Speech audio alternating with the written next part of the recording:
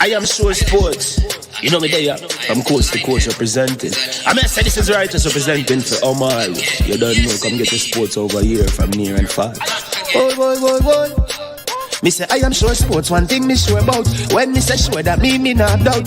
Come get your sports, get it over here. Come subscribe, repost and share. I am sure sports, one thing me sure about. When me say sure, that me not doubt. Come get your sports, get it over here. Come subscribe, repost and share. If me not sure, that me not say it. Know who score, that me not say it. Never know the game play, that me not say it. Sports news better come over here, so. For your soccer news, then come over here, so. If you don't love sports, still come over here, so. For the day done, you are gonna love over here, so.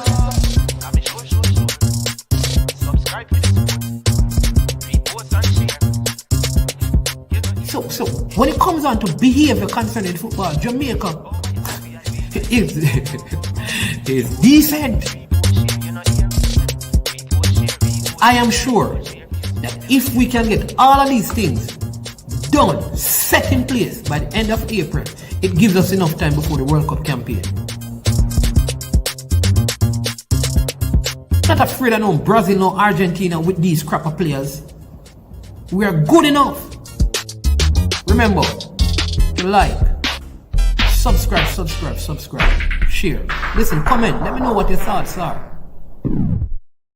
Trick-Nick Jerk Marinade gives your meats and vegetables authentic Jamaican jerk flavor. The spices are directly from Jamaica. Spices like jerk seasoning, allspice, Scotch bonnet pepper, fresh scallions, thyme, ginger, and garlic. The key ingredients to a great jerk marinade. 0% sugar and low in sodium. You want to try it? Made up of 18 Jamaican herbs and spices, add delicious, bold flavor to your next grilling experience. Flavoring sauce, a marinade, basting, condiment, or topping. Trick-Nick Jerk Barbecue Sauce. That sports for the best authentic sportswear. You check Wilton Sports when you want the best authentic sportswear. Wilton Sports. Food change advertise fee. And if you roll out the numbers, remember, no easy laugh, no off. Some sports store for take notes. Them full of dreams and hopes. Then why them come and sell rope? When there is only one, yeah, there is only one goat. And that's a Wilson, yeah, that's a Wilson, yeah, that's a Wilson Sports. Yeah, ball boots, ball tops, ball shots, string yard, ball socks. Them kind of drip you quick for make your ex call back. Little quickness in my boots and ball out, me want that. My Nike ticky pretty and my Adidas all black. Dribble down you feel it, grip me feel me can't drop. Slide tackle all me own a team and know this not pop. Why? Because me buy the supper.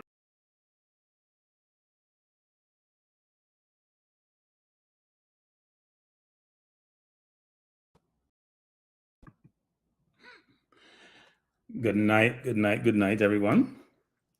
For those of you in the chat, thanks for joining. Appreciate you being here. This is Kranky, and as many of you may know, I've got rid of the name Stan, so it's just a one word name, I should say, in terms of Kranky. But I'm glad you could join us, and I'll hail up those I see in the chat. Duckland, Spin Tone, Bless Up Vibes, man. Sorry I can't get the ticket again. Sherman, Triple E, and Kevin, thanks for joining us. I'm sure there are others there, but I don't see the names. And thanks for joining us. You know, as YouTubers with a focus on Jamaica, you know, when we have any topic, all the YouTubers beat it to death. So we're going to keep doing that beating tonight. We get a topic is juicy and we expound upon it, we review it, we assess it, we pontificate on it. We do so much things with the one topic. So I'm going to be part of the herd tonight and talk a little bit about some of those things, whether it's the day of election, some comments on the Constitution, and some things that are happening. But I will say one of my main discussion points tonight, which is in the title, is on what I deem to be this whole concept of quota and why I have a problem with quota or quota systems, especially when the quota is deemed to what I call internal versus external. So we'll talk about that tonight, because I think it's an important discussion to have. And as we think through what's happening with the electoral process at the JFF, which is happening or not happening, some of the nuances there, as I've always said, when lawyers get involved, things get complicated, interesting, complicated, resolutions are hard to achieve. So it's going to be interesting to see how that all materialize over time, because I don't see either side acquiescing or giving up. I think both sides feel they have an opportunity to win. I took a look today at the 3 pillars and the groups that comprise the 3 pillars. Pillar 1 is mainly the 13 parishes, even though I think there's 14 parishes, but it's 13. I think 1 is combined. We have this second pillar, which is a combination of, I think there's about 16 votes in that category, tier 1 and tier 2, both women and men's. And then tier 3 just has a bunch of different organizations, referee, coaches, the famous beach football, some ISA. So each of the various voting parties or areas or groups of about 2 votes. So even though you may have a majority in any one given area, there are some areas which are going to be difficult to assess as to who will come out on top, right? Because normally, when it was on the boroughs regime, when you only had the parishes, that was easy to manage, but it's always going to be difficult. The larger population gets, the more difficult it is to manage and determine the outcome. And I'm sure that's why the opposition believe they have a chance to win, because even though I think most of the parishes probably would have gone Ricketts' way or vote for the incumbent, I'm sure they don't have the same sense of surety around the other voting members. So that makes it interesting, even though from what we're being told, beach football is not a voting member. And we'll talk a little bit about that, because I find it interesting, actually. But let's jump into the Constitution a little bit. I want to point out a couple of things that I read through. Before I came on this program, I did a quick check of the Constitution and put out a few things that stood out for me. But before I do that, let me just go in the chat and bless up some people. Jason, Gunnar, bless up as usual. Ricardo, Big Deal and Travis, and Toffee Rudy, S Technic. Thanks for joining. Article 4 of the Constitution, you hear me talk about this a little bit, that I am extremely opposed, and I know I got a little bit emotive the other day talking about this, extremely opposed to quotas, especially amongst what I deem to be my people. I'm not sure we have enough quotas in life, in rich versus poor, in access, in opportunities. We have enough quotas. We don't need any more quotas. And for Rudolph and his team, JFF, to say they have a quota around how many overseas-born players can be in the under-20 national team or in the junior teams, that is unacceptable. So I'll read the JFF's own constitution, because a constitution is a set of rules that guides an organization about how they operate, how they govern, or they manage themselves. That's the Constitution. This is how you're going to live by. You live by it. Countries have constitutions we're supposed to live by. So they have courts, and courts interpret Constitution, and they give rulings on their interpretation. It governs how you operate, how you manage yourself, and how things work. So you can't have a constitution and don't live by it. Then you're in violation. And if your constitution has been opined upon by FIFA, and you're not living by it, and it also runs afoul of FIFA's guidelines and constitution, that's a problem. So let's read the non-discriminatory and equality Article 4 under the JFF Constitution. It says, discrimination of any kind against a country, private person, or group of people on account of race, skin color, ethnic, national, or social origin, gender, disability, language, religion, political opinion, or any other opinion, wealth, birth. Let me repeat, birth or any other status, birth or any other status, sexual orientation, or any other reason is strictly prohibited. Let me repeat, birth or any other status, sexual orientation, of any other reason, along with all the one with religion and political affiliation and gender, is strictly prohibited and punishable by suspension or expulsion and or disciplinary measures. Now that's an interesting article, because if it's punishable by suspension or expulsion or any disciplinary measures, but the violation is being done by the organization who promulgate these statutes and this constitution, and that's a contradiction in and of itself, because they can't suspend or expel themselves.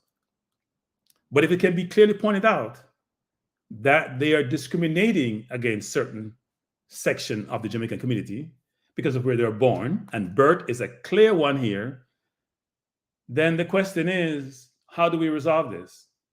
Because it cannot be acceptable then for the JFF to go against its own constitution because it wants to satisfy some other means. Their own constitution precludes them from doing so, and basically say it's a punishable offense by suspension or expulsion. So is it a party in the JFF who did this and violated the rules, or was it voted on by a committee? And I think what I heard Speed says is like a committee who made a decision. So unless they're going to change the constitution, this cannot be okay. And this should be a FIFA event. So FIFA, if you're listening, it's an event you should take up. Secondly, when you're in a country, in most instances, if the government is involved with the organization and provide any sort of funding, then in some way, shape, or form, you need to adhere. They need to have requirements for you to get those funding, and you need to abide by things that will not going to disadvantage citizens. So this is for the government in Jamaica.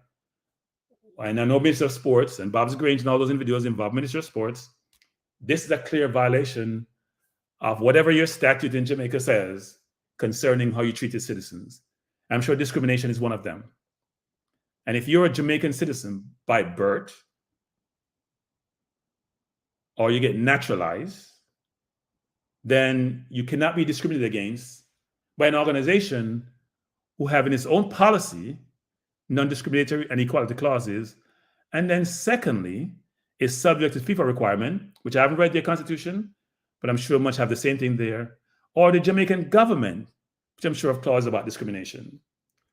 So those people in the JFF who believe that they're trying to satisfy some other good or larger good, you're in violation of your own policy, and what you're doing is punishable, is prohibited and punishable by suspension or expulsion.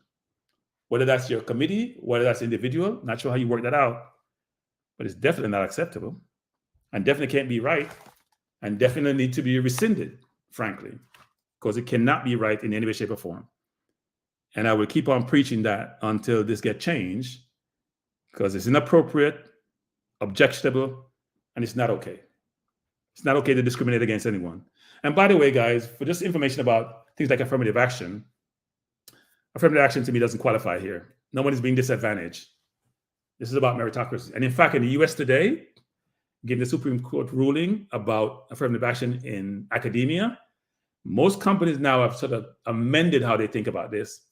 And affirmative action is now going to be considered of how you get more equality in the workplace, which is selection for any position is based on meritocracy. However, you have to make an effort to go out and source candidates who are diverse. You can't just go out and source people who look like you. You have to make a concerted effort to go out and source people from different backgrounds, different origin, different races, to be part of your interviewing slate in terms of how you identify candidates and how you make determination. However, your selection has to be based on meritocracy, which is the best person for the job. And that's a change we're seeing here in the US. And that should be a consideration in Jamaica, because there's nothing that disqualifies citizens. You don't have citizens by birth or naturalization and give preference to one set of citizens. That makes absolutely no sense. I could use another word, but it doesn't make any sense. So that needs to be changed. There's some of the articles I saw here. So the whole quota thing, I won't beat it to that tonight, but I'll say it's inappropriate, it's not okay, and the JFF need to change it. First of all, the JFF, just take a step back. The JFF need to ascribe to and actually work within the confines of the rule that it promulgates. I find this really interesting, actually. An organization have rules that it developed, implemented. Well, I'm not sure they implement. They develop them. The rules are supposed to be governed, and they're supposed to operate. And they violate their own rules. And this is not the only one they violated, frankly. There are other rules. So here's another one, at least from where I sit, in terms of violation of their own rules. Promoting friendly relations. And I'll touch upon this to give you an example of where I think this doesn't work. This Article 6, it says, JFF shall promote friendly relations between its members, clubs, officials, and players, and in society for humanitarian objectives. Let me repeat. Friendly relations with players. The second item here says, JFF shall provide the necessary institutional means to resolve any internal dispute that may arise between the members, clubs, officials, and players. Now, we have spent a ton of time in these forums talking about the animosity and the lack of engagement between the JFF and the women's football team. They've had problems with the male team, but more recently with the women's football team. Where in this are they adhering to their constitution, which says, shall promote friendly relations with players? Maybe someone can explain to me how that works. Where were they promoting friendly relations? And secondly, shall provide the necessary institutional means to resolve an internal dispute. Where did they provide any means to resolve dispute, except send some email, impersonal email that means nothing to anyone? So if you look at just those two articles, 4 and 6, it gives some perspective as to what we're dealing with. Not a pretty picture. And by the way, if I was a JFF, now I know why you don't want to publicize some of your documents that you have, whether it's your financial statements or your constitution, because you know they're going to be subject to scrutiny, which they should be. You're a quasi-public organization. You may say you're not public, but you're quasi-public. And some companies are like that. You operate in the public domain. You engage fans to support the organization. You engage sponsors to provide you with funding. You have players who are part of are citizens of the country. So in essence, you're a quasi-public organization, but you operate opposite of that. Nothing close to being quasi-public. Everything is confidential or internal. You come out and talk to us when it suits you and when you want to promote what you want to promote, whatever that may entail, but you don't operate publicly, else you wouldn't have hidden your financials and hidden your constitution. Still looking for those financials for 2022. I have no idea where they are. Maybe they're out there someplace. I'll go try to find them again. But I thought that was interesting. Some other items I had here, which I found real interesting, actually. Article 5, members of the JFF have to be domiciled in Jamaica for 10 years. And Speed tell me they want to engage a diaspora. Well, no one a diaspora, not a business. If you have to be living continuously in Jamaica for 10 years to be a member of the JFF and a member of the organization, so that means if I live overseas and I come back in Jamaica for 9 years, I can't be part of the JFF. So exclude a whole bunch of people of Jamaican heritage, Jamaican citizens, Jamaican nationality to be part of the organization. What you've basically done is constructed this constitution to guarantee victory. But you had no idea you're going to have someone in your organization who usurp all of that. You have set this up so you can't lose, but then you ended up being the biggest violators of your own constitution that you have actually constructed and put together. It's amazing how that works. Amazing. But I find it interesting, actually, that if you live in the US and you're Jamaican and you have aspiration to be part of JFF, you got to run back to the island and be there for 10 years. Who knows what's going to happen 10 years from now? To be on the ground, you have to be domiciled there and be there to be. You can't be overseas or go back for a year or two. It's got to be 10 years. Somebody can correct me if I'm wrong, but I'm reading what I see here. So I'm taking this too literally, but I don't think so. I do not think so.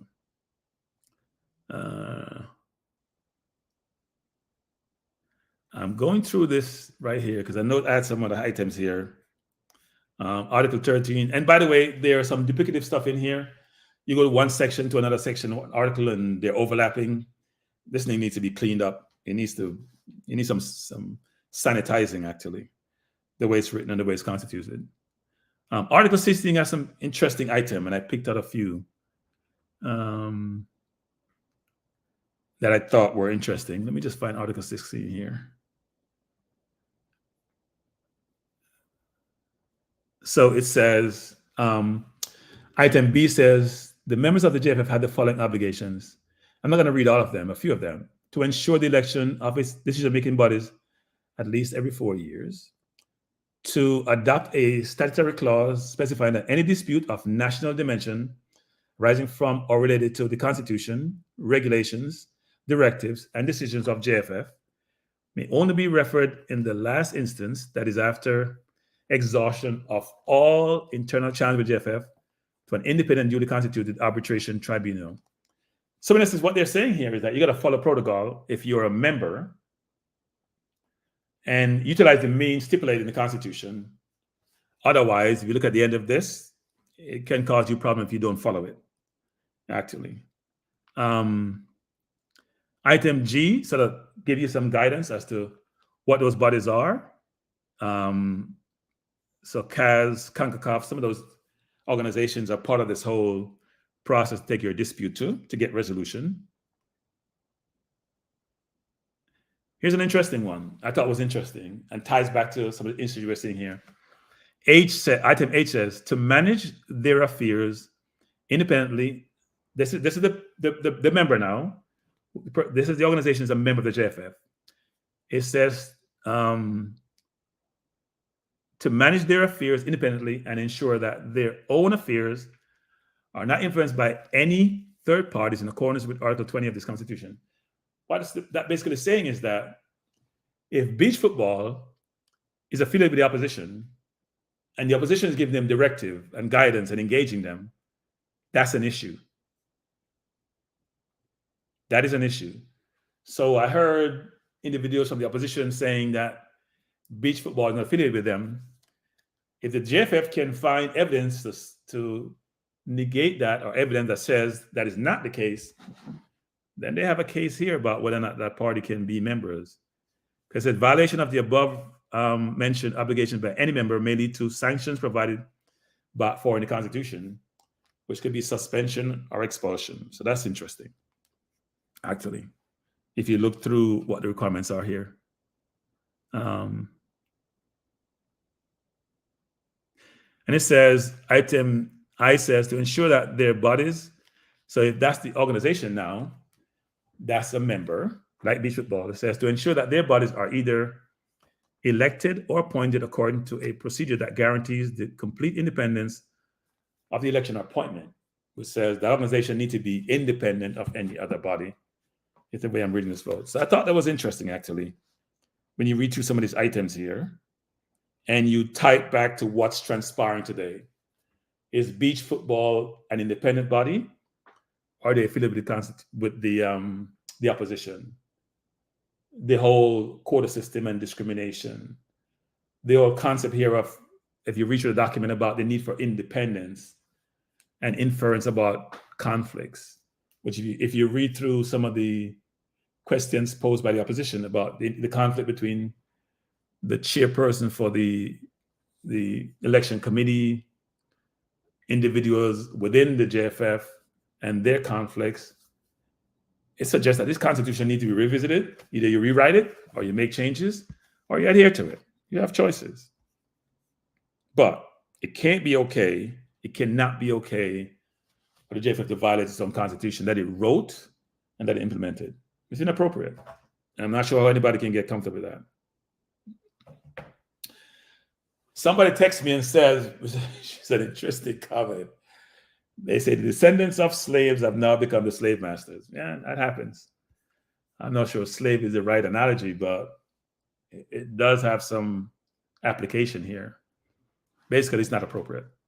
It's just not. You can't violate your own constitution. And I'm sure when they wrote this constitution and they set up how the parties were to vote in the tiers, and it's not unique in terms of how some countries run, what we call those patty shop countries or developing countries, in terms of people trying to manipulate elections for their own means. That's what it appears to me, actually. I'm not saying they did, but it's what it appears to me, which is I set this up to guarantee myself victory. Somebody in the team stepped out, and all of a sudden we have pandemonium, and we have no idea where we go from here.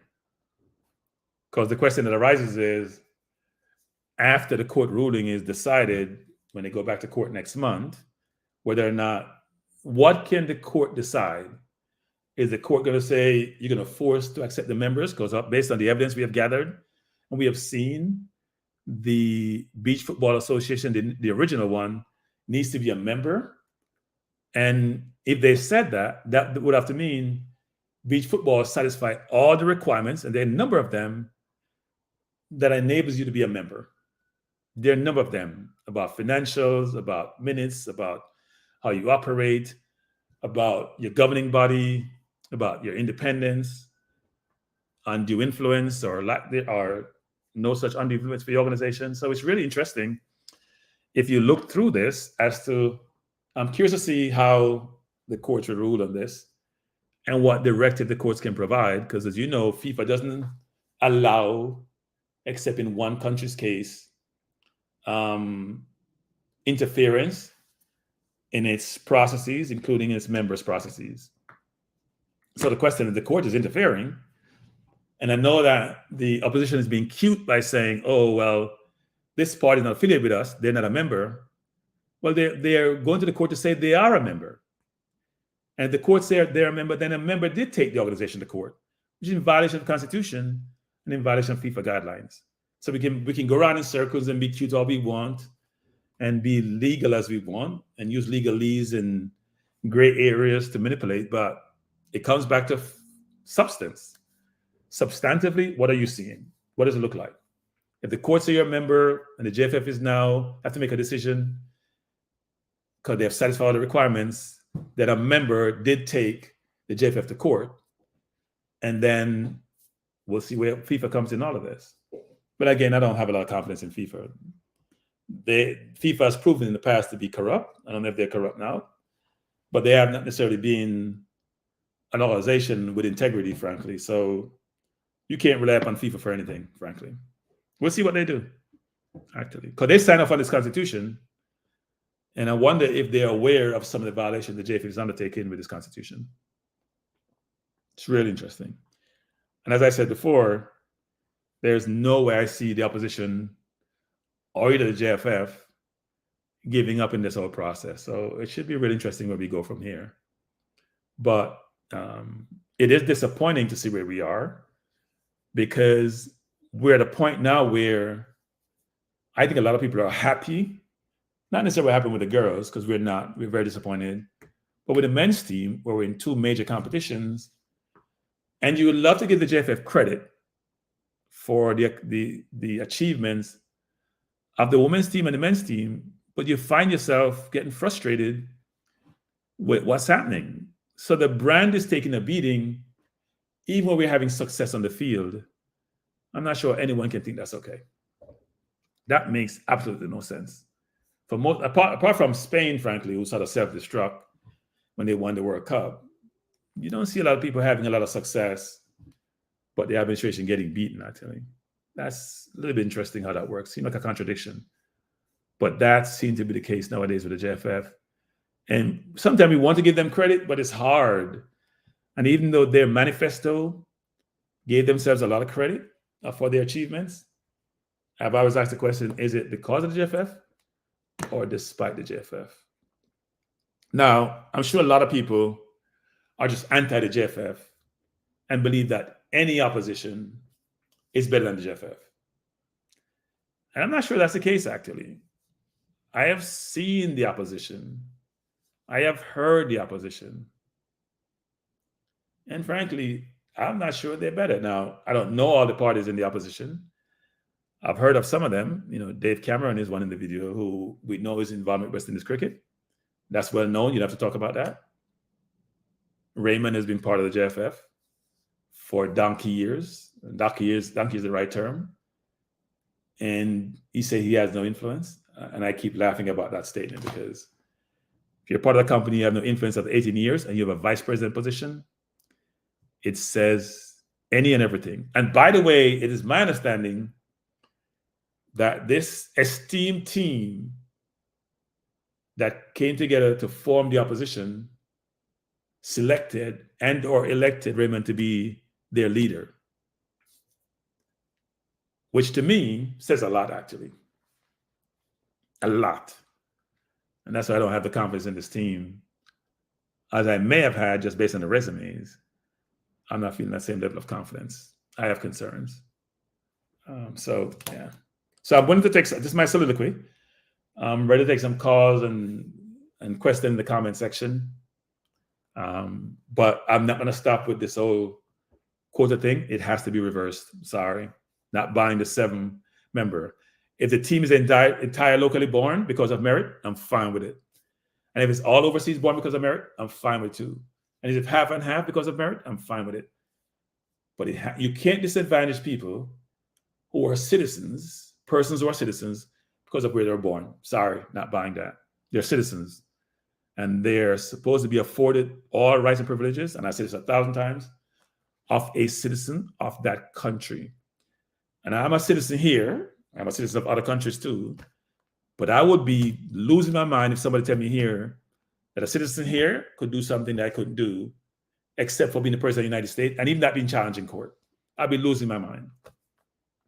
So I'm a citizen of multiple countries, and I'd be perturbed if one of those countries telling me that I'm not afforded the rights of all citizens, and they're going to have some exclusionary clause that excluded me from certain activities.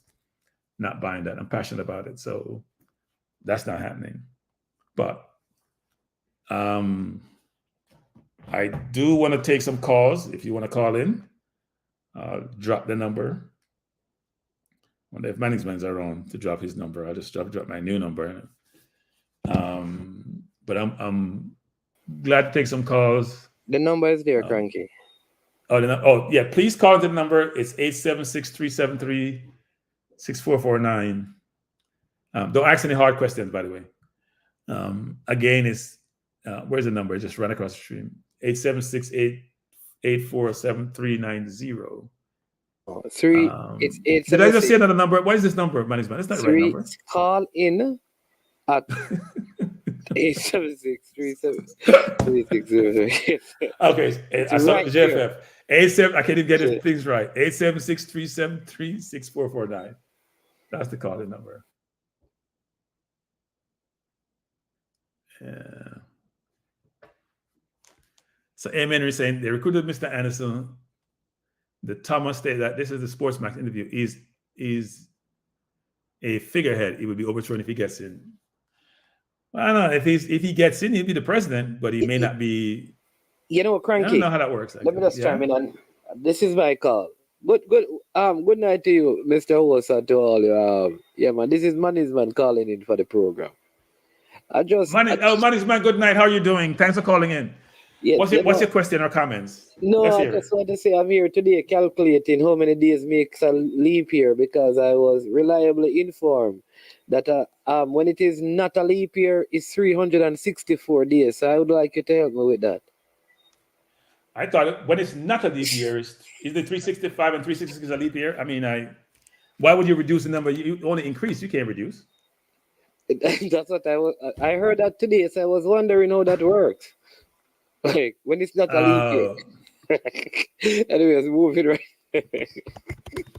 Oh, you were listening? No, Kranky, don't type. No, that was just a joke. Somebody said it, so don't try and fight. Don't Google it, Kranky. No. I'm telling you something. Listen, you stop. What do you mean I'm Googling? I don't have to Google anything. I have a brain, I mean, it's not that bad. It's getting seasoned. Or some people say old, but it's not that bad. But A.M. Henry, I think it's a very important because I feel like give me 1 second. Give me 1 second, management.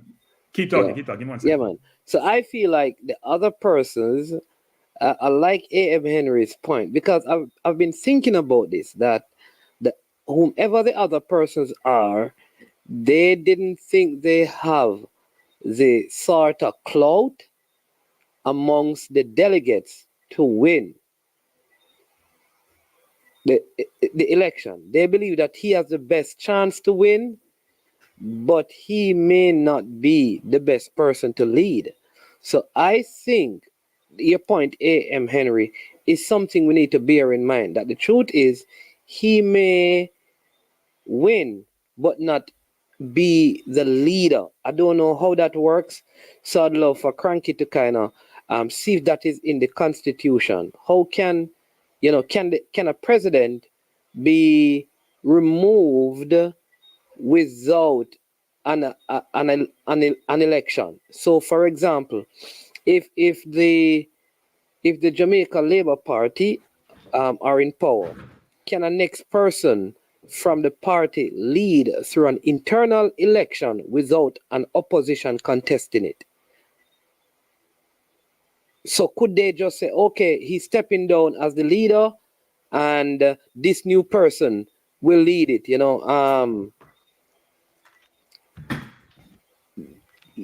So I don't know if that could work, but I've always, I've been thinking that maybe this is part of the whole, this could be a part of the whole, a bigger plot, if there is any such thing. So I like the question that she asked. I don't know what your views are on that particular thing. What are you guys saying, that Dave Cameron going to become president for the JFF? Is that what I'm hearing? Yeah. Is that spreading a rumor? Is that conspiracy theory? No, I don't know who would be, but I'm wondering if something could happen like that. No, look, I mean, normally you would Based have... on the sports, you heard the Sportsmax interview? No, I didn't hear the Sportsmax. I heard Dave on Sportsmax, but I didn't watch the whole thing. Yeah, because they basically said, we like they kind of picked him out of the people and said, this is the one we can, we can get to. This is the one that we could use to carry out this particular thing. So it was, it appears like he didn't set out to do this, but they recruited him for this purpose. Maybe they want to. So normally you want continuity, right? When you go in any body, you want continuity, and you want a person in the organization who know the inner workings. You don't want to go in. Everyone is new, right? That's become a problem. He may become more of an albatross than a positive for them, frankly. But normally you want someone who know the inner workings. They may know the inner dealings, how the organization work, how Fifa work, how CONCACAF works, how CFU works. So therefore, they can be a good resource for the organization. And you're gonna have a succession plan, right? So if he steps down, you know who's gonna be assuming his or her position. If whoever was president, and in this case, his, which is Raymond. So I would assume that that's the thought process. But given the slate of people on the opposition, and there are a lot of qualified. Well, there are a lot of people there with big resumes. I don't know what they qualified for. They have big resumes. So it may be the case where they were saying he'd be a good figurehead, but one of those individuals may have aspirations to be president.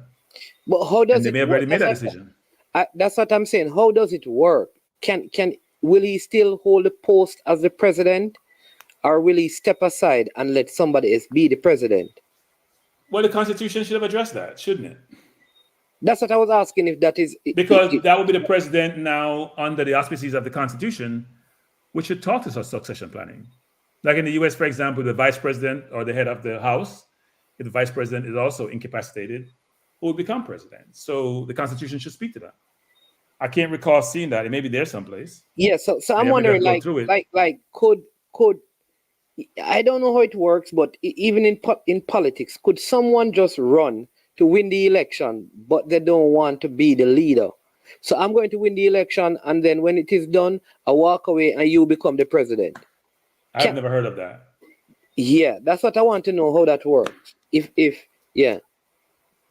No, but if you have a succession plan and a mechanism by which someone assumes the presidency, if someone resigns or is incapacitated or is passed on, then there would have to be something there that talks to that, right? What's the hierarchy in the organization and who assumes what position if that position is vacant. Yeah. Right, Kranky, please. For anyone who calls in, am I live on air? You tell me. I think you guys have been fooled. I did hear the conversation. I didn't hear most of it today, I would admit. I heard synopsis, small pieces of it. And the person said, and I know the person well enough, they said, I listened to you earlier, right? I was listening. I missed the I was listening to you part. earlier. So I missed the early part. I missed the early part. So if you missed the early part and you know the show is not over, then what do you think is happening? So I'm confused. Yeah. Yeah, I'm confused about that. So that doesn't make any sense to me. Yeah, somebody is saying that Bruce Golding did it when he resigned and gave Andrew Holness the leadership. So you can actually do that. But did he give the leadership, or was Andrew next in line? That one we had remember, we know when Bruce resigned. I think it was during the Incursion time. It was during the time when we had the situation subsequent to the events in Tivoli, right? Yeah, right. Yeah. It was subsequent to that he resigned, or he was asked to resign. Is my understanding. But we're not touching on politics tonight. Yeah. So Andrew must have been next in line. I think I heard Drew Ross saying that he must have been next in line. Normally, you have a hierarchy of how that works. That is what I think. I think though that it is like so many things, and like I said, if you bring the court case, say you win the court case, and you get, does that now qualify you having brought a court case to get involved? I like that question, because isn't that saying that how can you be a part, according to the Constitution, if you brought a court case against us? Can anyone who has brought a court case against a FIFA, what do they call it? Affiliate. A FIFA member. A FIFA member end up become part of FIFA membership? I don't think so. I can't see how that works. I don't think so. Because then you're a FIFA member who has brought a case against FIFA member. That doesn't make sense. Yes, yeah, so in essence, you brought a case against FIFA, the organization, by default. Yeah, that's what I'm saying. So even if they probably win, they say they win the case, it is quite possible that they cannot become an affiliate either way, given how the Constitution is crafted. And like I've said to people from the beginning, the only consolation the outsiders can really get from this is that a lot of these things were being planned to keep the leadership of the football amongst a certain group of people. The truth is, and I said this from the onset, if you and I, Kranky, had decided to put together a group of persons to contest this election, given the revelations now, we would not have stand a chance as independent persons. Why wouldn't we have had a chance? Because the intricacy of how they operate within, we would not know, right? And so now I think like the consolation is, because this is amongst people who are part of the formation of the Constitution, it is exposing how flawed they were in their original thinking, in what they constructed. That is really, it is showing them up that, okay, the same thing that you are going to use against others is the same things that are being used against you. And now it becomes, who will best use the Constitution to their cause?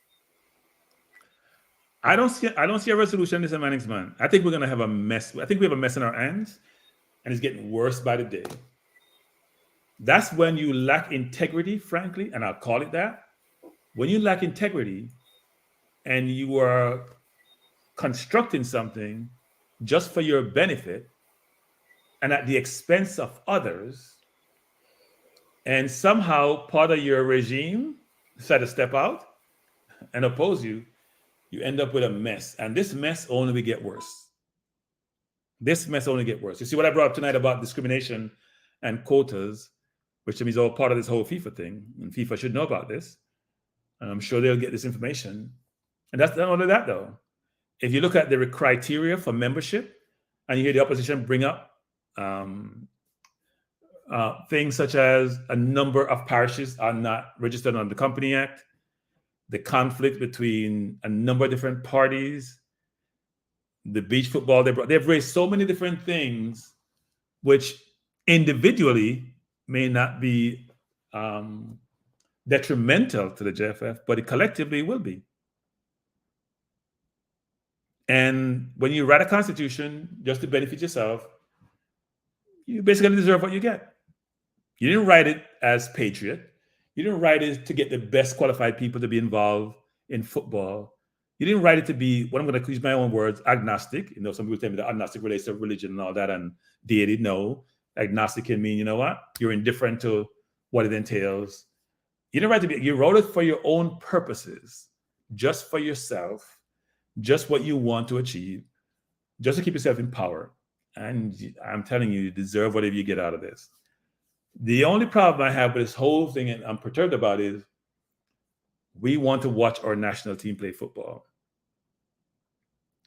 And we may not end up watching our national team play football, frankly. I know people talked about, well, when you're in certain competitions, you know, if you're in certain competition and you're there already, people allow you to play. But people, the bigger picture is the World Cup qualifiers.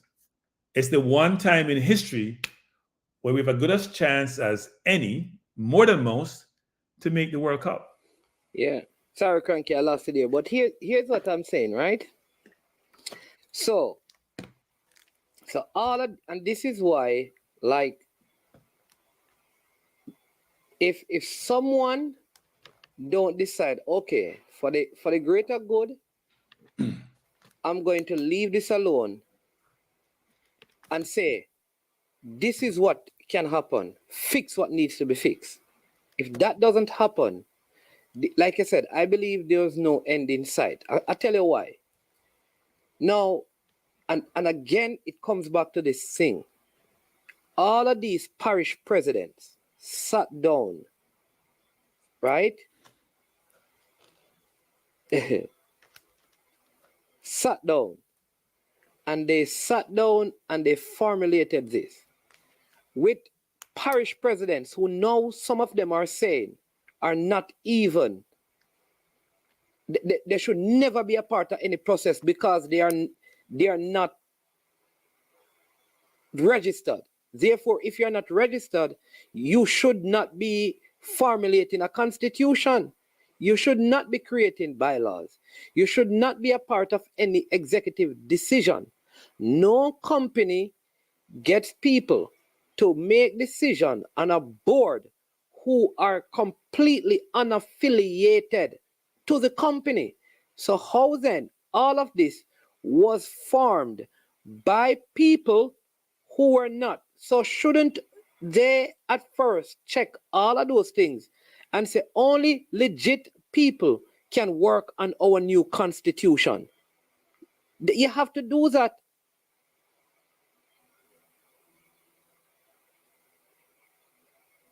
I'm not hearing you, Kranky. You're muted. Yeah, so here's the question, man. How do you get to an election where either the parties you deem to be eligible to vote, you can't substantiate that they're actually eligible?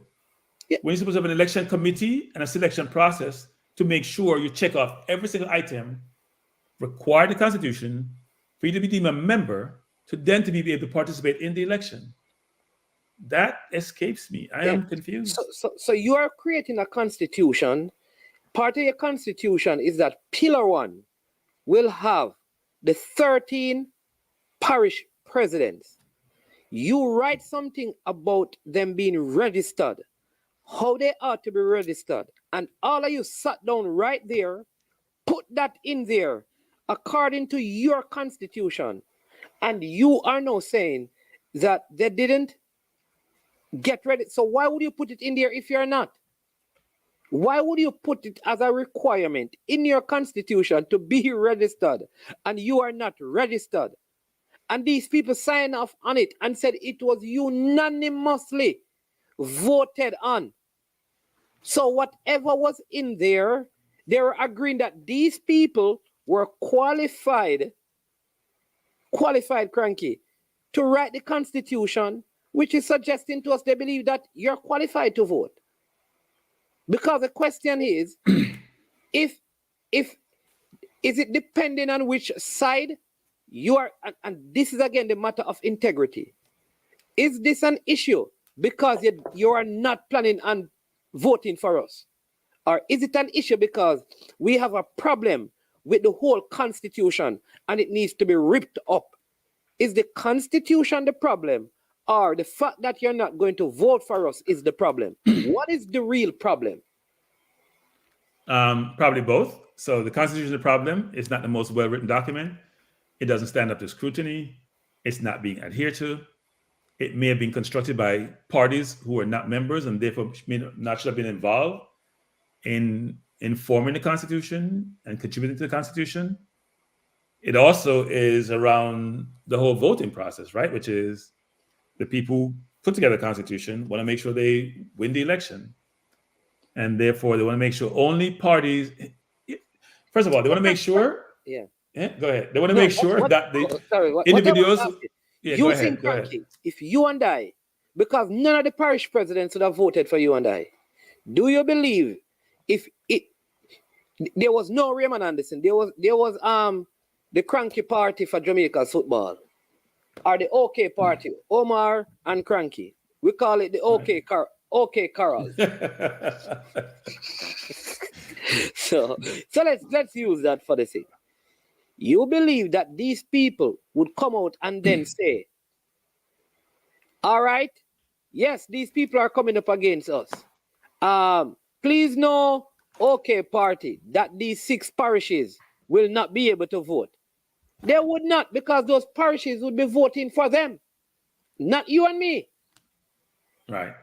So that is the issue I have. At the end of the day, this is not about strict adherence to the Constitution, because I am going to call you out if you don't support me. And if you support me, I am not going to call you out.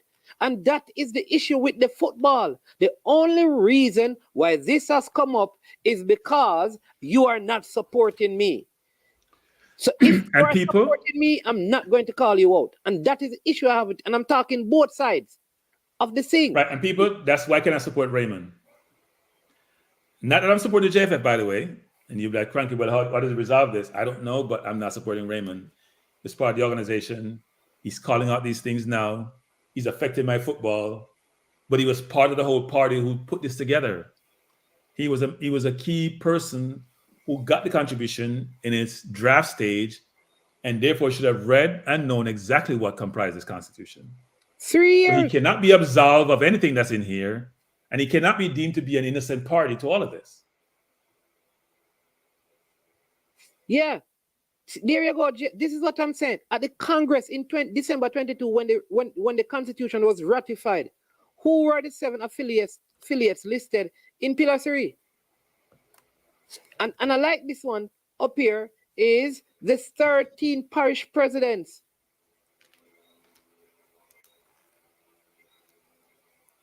They were there. They worked on it, and after 3 years, it was ratified, and none of you said anything. It bothers me, and it comes back to my one point. The only reason why this is happening now, I don't care what anyone wants to say, it is because it's not working in my favor. Because Kranky, none of us could have defeated these people, and this is why. First of all, man, the only people who can. So you have to be on the island domicile there for 10 years, man. So as far as I'm concerned, you have to live there continuously for 10 years, or else you cannot be even eligible. You can't be eligible to be a member of the JFF. Meaning, if you look at where did I see that? What I want to know is that because you can't be a JFF member, I'm understanding, if you don't live there for 10 years. I'd have to go back and find it. I was looking through this evening. How that operates with affiliates. So if the person who is the president, say for example, I don't know, say that you were the president of intercal and you were living in this in the States, it means you could not be the person representing intercal. Okay. That's what it means. Okay. So somebody else could represent intercal, but you couldn't be the person representing intercal. You have to be in Jamaica. Okay. Yes. Which again would bring up the whole thing with Vin Blaine, seeing that he has not been living in Jamaica for 10 years. Yeah. How does that work? What about if you come on a regular basis? Like, so you're domiciled there. That means you're saying you have residency there, as far as I'm concerned. Yeah, but you can have residency, but like, does that mean that to me that means you're domiciled, you live there. You know, you're not a temporary, sure? You're not a visitor. No. If it's saying domicile, you gotta be you live there. All right, but if you have a house and you come here, like you know how it is in winter, you come and spend some time. Is that considered? You'll have to do that test like they do for tax purposes. What constitutes material living there versus, I assume that's what they're using. Like even that right? is ambiguous in its writing. You're not clear as to what it means. Well, they can't explain everything, and ambiguity is good sometimes. You can do your own determination as to what you think it should be if it doesn't satisfy your needs. Or you have to do it that way that you can always have a loophole to exclude. Yes, that's the point I'm making. Yes. If it doesn't satisfy what you're trying to achieve, you can amend it or say what the interpretation is, and no one can dispute it because that's why you have courts get involved, because someone could say that's not reasonable.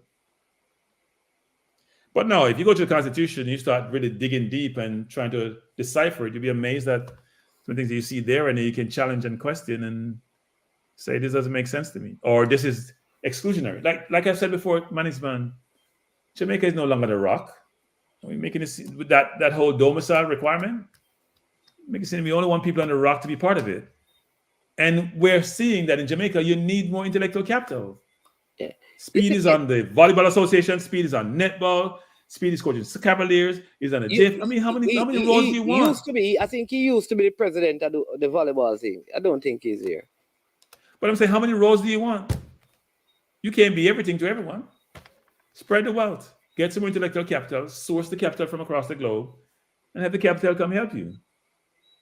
And frankly, if a lot of people around the island, they just start thinking the same way, you need some differentiation in terms and some diversity in people that constitute your bodies. Oh, okay. Lord, hear this man. I'm aware of this, by the way. I may be dated, but I'm aware of this. I don't really follow it. You know. You have to be under a rock not to hear about this. Is there? No, maybe I'm under a rock because you're under rock. So I am not. What is that? I saw it today, but I just thought like people just. It's not worth the effort. It's not worth the effort. Trust me, not worth the effort. It's the normal conflict between dancehall DJs, what I call it. The fact that people who are it's two female, because I know Jada Kingdom is a female. Yeah, it's two females this time. Yeah, there's supposedly a third party involved, but it's two females. Yeah. Okay. It's not worth the effort. Trust me, it's not worth it. I haven't spent a lot of time on it either. I'm aware of it. I know about it, but I don't spend time thinking about it. So here's what I'm saying. So because they could have written, like I'm saying, they could have written the Constitution to support their quota system. So that's what I'm wondering is. No, they didn't. No, but exactly that's my point. You wrote the Constitution, you wrote about quota, but part of one of your things that the anti-discrimination thing. No, the quota is not in the Constitution. The quota is some citing they put together, which is contradictory to the Constitution. Okay, it's a contradiction to the Constitution. The quota is not in the Constitution. Nope, don't see it in there. The only quota in the Constitution is this, which is interesting. At least that I saw. The only quota I saw is that one of the 5 members, I think it's of the board, has to be a female. That's a quota, by the way. That's a quota. Okay. One member has to be a female. I'm sure a lot of people won't fight that quota, even though, frankly, it's not meritocracy. It shouldn't be any number of females. It could be all 5 females are the board member, or all 5 males. It may not seem fair, but you know what? Unless you want to do something different and bifurcate the female team from the men's team, but that's a quota also. But that's not my fight. All right, so because here's the thing. Why should a female or a male have a spot on any board? What, for diversity? Exactly. That's a quota. That's what I saw. I read this evening. Which is even form of affirmative action. in a sense. But I'm telling you, affirmative action is changed, man. Maybe they changed it after the Harvard situation with the Supreme Court, which is affirmative action nowadays is being reconfigured to say it is meant to create equality. It's not forcing you to make any decision. What it's doing is saying, we want to make sure all the members of your society, no matter who they are, whether it's sexual preference, whether it's birth, whether it's nationality, whether it's gender, whether it's race, whether it's disability, whatever that is, they have a chance to assume any position you have in the organization, which then means when you go out to source talent and recruit, you should try to get as wide a slate as possible. So then those people can be part of the interview process. But your selection needs to be the best person for the job based on that person's ability and their qualification. You shouldn't select somebody because of whatever group they fall into. Select the best person for the job based on what the job requires. So affirmative action was more of an it was meant to equalize things.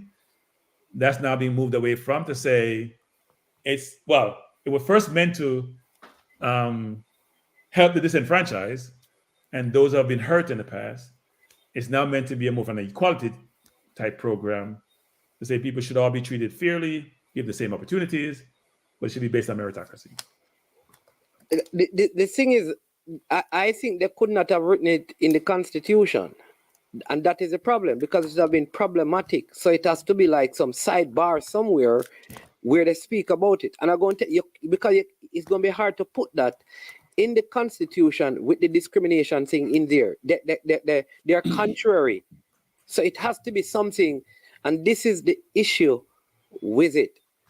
This is the issue. Man, it's inappropriate and it's probably illegal in some respects. Yeah, but let me go further because I said this today, Kranky. Like, I am yet to hear anyone explain to me, show me in practice globally, in practice locally, or you want to say internationally, where the recruitment or the openness, let me not call it recruitment, but the openness to have players from outside of your geographical borders playing your national team, how and where it has affected local development. Today, someone talked about, you don't see what is happening. Once the African countries started going and taking people,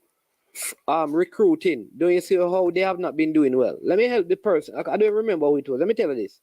For long before Jamaica, most of these African nations have their players playing in France, places like Spain, places like Belgium.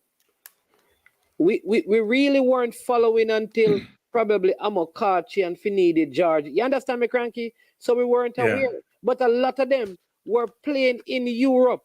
We weren't following football. But you have a caller. So you can please let the caller know that they're on here, Kranky, that we're live. All right, so okay. I'm gone. Who's the caller? Yes, Mannings. I watched the show earlier today. So let me just say explicitly, you are on the air, caller. You are live. Yes, I'm not live. Memorex. Right. And who should we say is calling? Just give your name to the audience. Miguel. Right, Miguel. Good night, Miguel. Yeah, but Kranky, from the other day, I hear you. I've been hearing you, lamenting about the need to have openness, as Manixman called it just now, in terms of certain aspects, in all aspects of the national program, right? Whether for developmental reason or not. But the thing about it, Kranky, I don't think in most things you don't have total. Most things carry some sort of bias. You yourself have some degree of bias in your own life, Kranky, in order to achieve a particular outcome or just naturally. And sometimes you need bias to achieve a particular outcome. whether scientifically, socially, or otherwise. You understand me? So I do agree to some extent that even where you have local players and like the younger ones, that it is limited in order to facilitate some developmental growth within the program nationally. You understand me? And if you want, we can apply it to other aspects. Like for example, even businesses. If you have a business locally, right, and you have a choice to employ, whether Jamaicans are everywhere or not, but if you have a choice to employ the persons who are immediately living in Jamaica versus importing persons from outside the physical boundaries, you understand me? And then it will have a certain positive effect on the community if you employ these people. You might apply that bias to the situation. You understand me? So everything, there's some degree of bias. You, as I said before, you even within your own personal life, I'm sure you apply bias, Kranky. So you want me to respond to you now? So two things. One is, you're talking about citizens and citizens' rights. Every citizen is afforded the same right. Which is why I use the word bias, though, Kranky. Wait. But I'm saying we're conflating two things. Everyone may have their own bias. You can't impose your bias in a legal way on somebody. That's a whole different ballgame. So I can be biased. I can have preferences, but I can't make my bias now become something illegal or in violation of my constitution. That doesn't work. You can have all the biases you want, so long as you keep it to yourself and your surroundings and those around your circle. That's fine. But if it's not going to be in violation of law or against maybe policy and procedure of an organization, that's a whole different ballgame. So don't disagree that everybody have their own biases or their own preferences. Some people may call it, use euphemism and say preferences, but you can't then impose something, your bias, into the, I'm going to call it the normal society about how you operate when you have requirements and laws and expect it to be okay. It's not okay. And if you want a law, and here's the thing, the reason why I don't want to use the American Supreme Court and its justice system to analogize with Jamaica, but the reason why they knocked down affirmative action, even though it's a conservative court, is that they say it's reverse discrimination. You're trying to achieve a larger good by discriminating to achieve that good, which I think is not okay. People have made that argument for years. The courts are now in the favor of the group that believe this, so they've overturned it. So I can see where the bias that's been undertaken by the JFF, which violates its own constitution, how that can be okay. It's just not okay. Not okay. It cannot be okay. And I'm glad that I found it in their constitution, and I'm glad they were specific in the groups that they outlined there, because birth, which I emphasized like 2 or 3 times, is one of the criteria they have there. Now, country would say nationality, for example, or place of birth, but they have it there, and this is about birth. So they are violating their own constitution. I would love to hear them explain that in an open forum. So when they're on their radio program tomorrow, or they are on a YouTube channel, I would love them to come on and explain that contradiction. Miguel is calling back, Kranky. I think you lost him. Okay. Yeah, I got disconnected. So if I didn't get all your responses because I don't know, I got disconnected. But from what I heard, Kranky, so therefore you are not denying that it may have a better outcome for the locally bred players. You're basing your entire argument on the Constitution. So regardless of your objective to receive, yeah, go ahead. So regardless of the ramification, you're focusing your entire argument on the Constitution. That's what you're basing it on. That's it. No, I'm basing no. That's what I'm basing it on. I'm basing it on this. A couple of things. One is, if you're a citizen of a country, then you have equal rights as every other citizen, not partial rights, equal rights. That's the first thing, right? You have equal rights like any other citizen. Second, for you to give that preference you're trying to give to one party, you're injuring another party. So when you say the local players should get that preferential treatment, you're then taking away from the overseas players who, by a meritocracy standard, would have achieved that objective, would have obtained that position that you're allocating or setting aside for a local player. So you're saying you're doing good on one end while you're doing bad on the other end. That cannot be right. You can't try to achieve good by doing bad. You can't have it both ways. Well, yeah, but even from there, Kranky, I'm wondering why are we even having this conversation also? Because number one, you say you're talking about rights and citizenship and all of that. I think that's where the strength of your argument is, and that's the foundation of your argument. It's obvious. And I'm not saying that you are not correct. You are correct from that perspective, right? However, Kranky, what I'm also saying, why are we even having this conversation when historically it has been proven that the persons who are based overseas have the opportunity from a developmental end, right, to have more access to better coaches, better facilities, and everything. So why are we then even having a conversation about that when I don't think it's even to their benefit to be trying to fit in the programs here at that early age? So here's another thing too. So, we're going to slippery slope and make this resources argument. So would you say that people in Kingston have better chance to make national team than people in the countryside?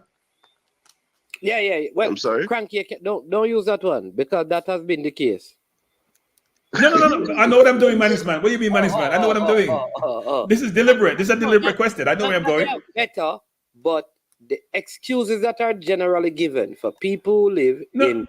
Okay. But Manix Man, you're then saying, if you're saying that it's meritocracy for all local players, why is it that we would have much more in the corporate area than we have in the rural area? Secondly, is that because we have more resources? I am saying there's no, like players, I don't think players outside of Kingston and St. Andrew are given the same opportunity. Right, so you're saying they're biased, right? They're being discriminated against. Of course, from my years of football, that is how I've seen it.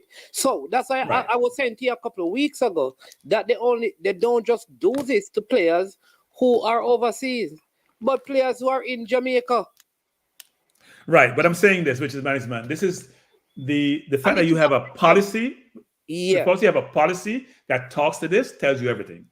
You have a written policy. So in the country versus corporate area, that's probably a hidden agenda.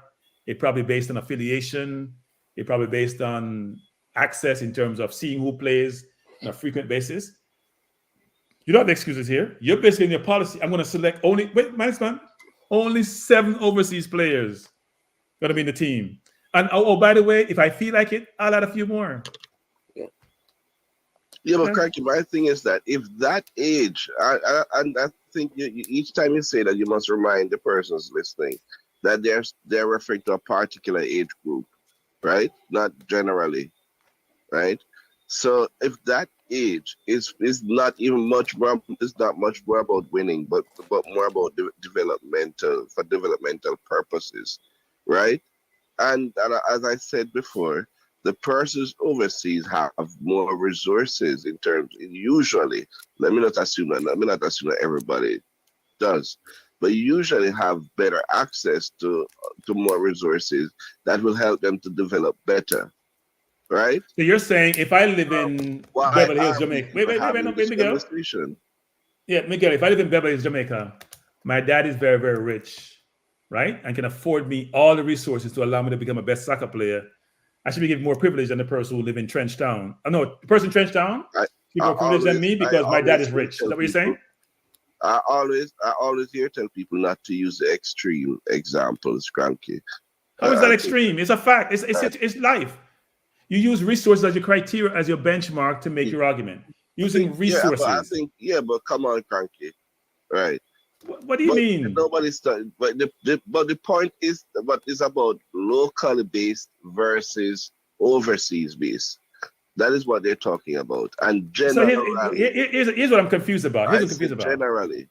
Yeah. Here's what I'm confused about. I heard the Prime Minister talk about they're going to I'm going to politics for a little bit, and this is important.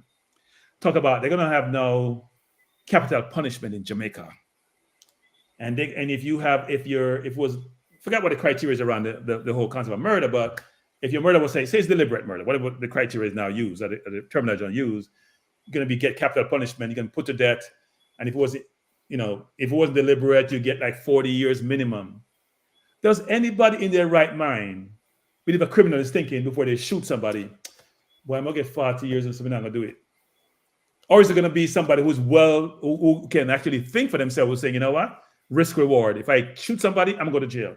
Then a normal person committing those crimes are going to sit there thinking, well, I pull this trigger, I'm going to get capital punishment, but now I'm pull it star. Who come up with this nonsense? Before you go fix the root cause of why people do what they do, which is education, which is better resources, training, education, improve people's life and ameliorate their condition, you're going to talk about you want to do capital punishment as the fix for the crime. Let's see how much you fix the crime in the next 5-10 years. Are you trying to fix symptom by giving people something to hold on to, make them feel good about themselves? It's nonsense. So this whole idea that why I'm analogizing this, it makes no sense. The problem in Jamaica football is not the resourcing, only the resource. Yes, resources are important, but it's more around, do I have good coaches? Do I have good processes, good system? Is the JFF doing this job supposed to be doing? Are they engaging FIFA to help develop the football? This whole notion that's just a resource issue is not just a resource issue. If you don't have good coaches, you may not produce good players. Someone got to teach them. It's like you're in school. If you don't have good teachers, some students will do well, but if you're not really good, how many students are going to pass through doing well if you don't have decent teachers? I don't buy those arguments. Sorry. Don't buy those arguments. All right, my boss. But I understand, Miguel, I appreciate the call, Miguel, but we can't agree. We agree to disagree, Miguel. Sorry. No problem, man. Good. All right. Thanks for the call, though. Thanks for the call. Playing the devil's I know Nia wanted to call in. Playing the devil's advocate, Kranky. Yes. This is what the person is saying, the comment. Kranky, is every overseas player a citizen, or is it that they are of Jamaican heritage? I'm only talking about citizens. So if you have Jamaican heritage, you live overseas, you're not a citizen unless you have a Jamaican citizenship. That means you didn't have it, you get it, or you have a passport, right? You got to have the citizenship, then the passport. If you don't qualify to play for Jamaica, meaning you have the right documentation, then to me, it doesn't really matter because you would not be eligible for the national team. It's those players that are eligible for the national team I'm talking about. So if you have only 5 Jamaican overseas eligible, you can only consider the 5 players. If you have 50 and they all meet the requirements, then all 50 should be considered. Just like you consider 50 people in Jamaica. You consider all Manning, all Da Costa, kids in the academies. They should be subject to the same assessment process. And I'm not buying the notion that we should exclude people because of where they were born. Not working for me. Sorry. I know Neil wanted to call in management. I'm not sure. Neil, so there is Ari wants the link. Maybe you want the link. Let me see if I can. I thought I saw something where it said what's the number. I'm not sure he wants the link. I didn't see that. See a comment on the screen so you can. It says Miguel, the playing field should be for all Jamaicans, live in the US, New York, foreign, Europe, France, Mars, Jupiter, abroad. Mr. United is saying he's impartial, he's objective, he wants the best players to play. That's how I interpret this comment. Don't have no quotas is what I interpret this comment to be. And Mr. United, that's your second time you've done. What do you call it again, man? Super chat. Yeah, I mean he's outnumbering Brindrian tonight. But the point I'm making is this. Neil says he's walking. The number, I sent it to you, Neil. The point I'm making though, Kranky, is this. What is the purpose? All right, because the idea that it is for development. Again, let me say it. Exposure is different from development. What you want to do is when a player gets into your national team, they are exposed, not being developed. I said it today that what needs to happen, the JFF needs to create a developmental structure for football. People need to centralize their focus because if you are able to sell one player, Kranky, one player, for $2 million every 10 years, you will make huge profits in the Jamaican market. That's what the clubs should be focused on, whether or not the player plays on the national team. So you take a player from 10 years old, you have 18 of them, you spend some money to develop them. Because if you sell only one for $2 million at the age of 17, then you're good enough.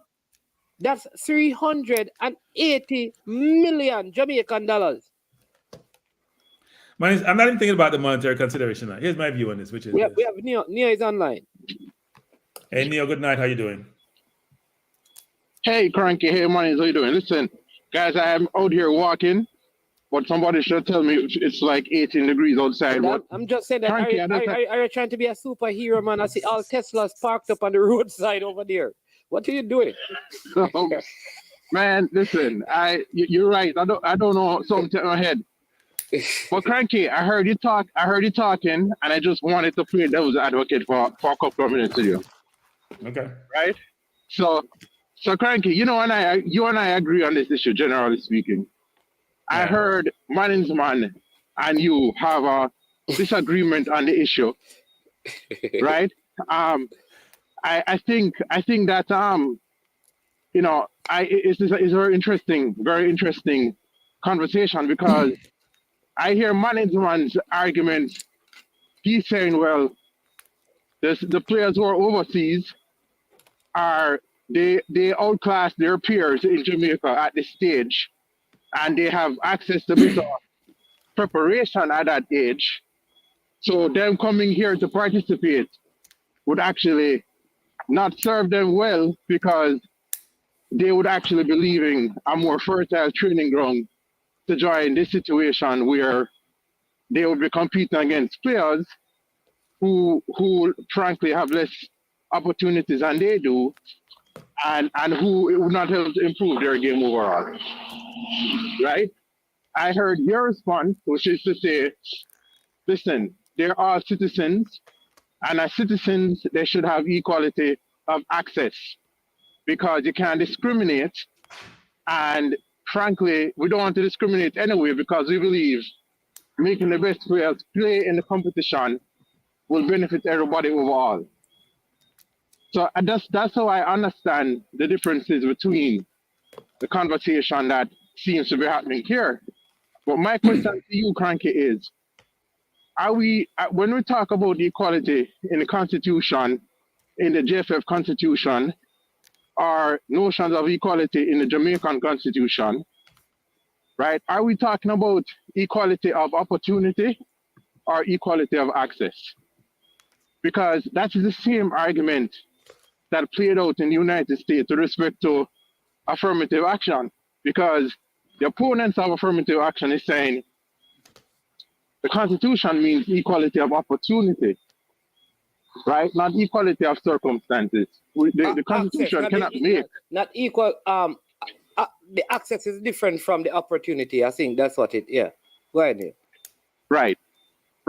And so what they're saying is, basically, we can't make people equal, but we can make people have equal opportunity.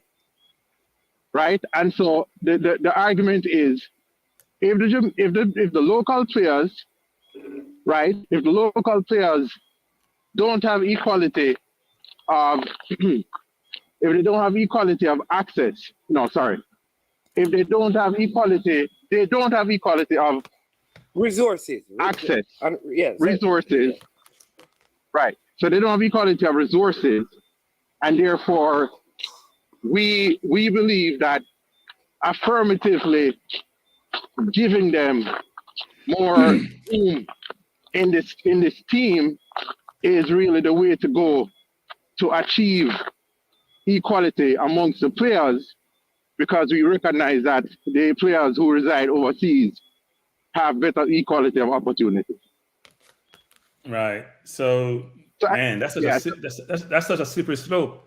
So how do you know that the person overseas? Wait, by the way, how do you know the person overseas has more resources at their disposal than the local players? I mean, I will just say it's self-evident, isn't it? No, Neil, I can help you with that. Kranky, we're not talking about like the family structure. We're talking about football in development. Football in development, I think the general consensus is that the players in let's use the biggest areas in the US and England, they have better facilities, better equipment, more playing time, and more qualified coaches than the kids in Jamaica.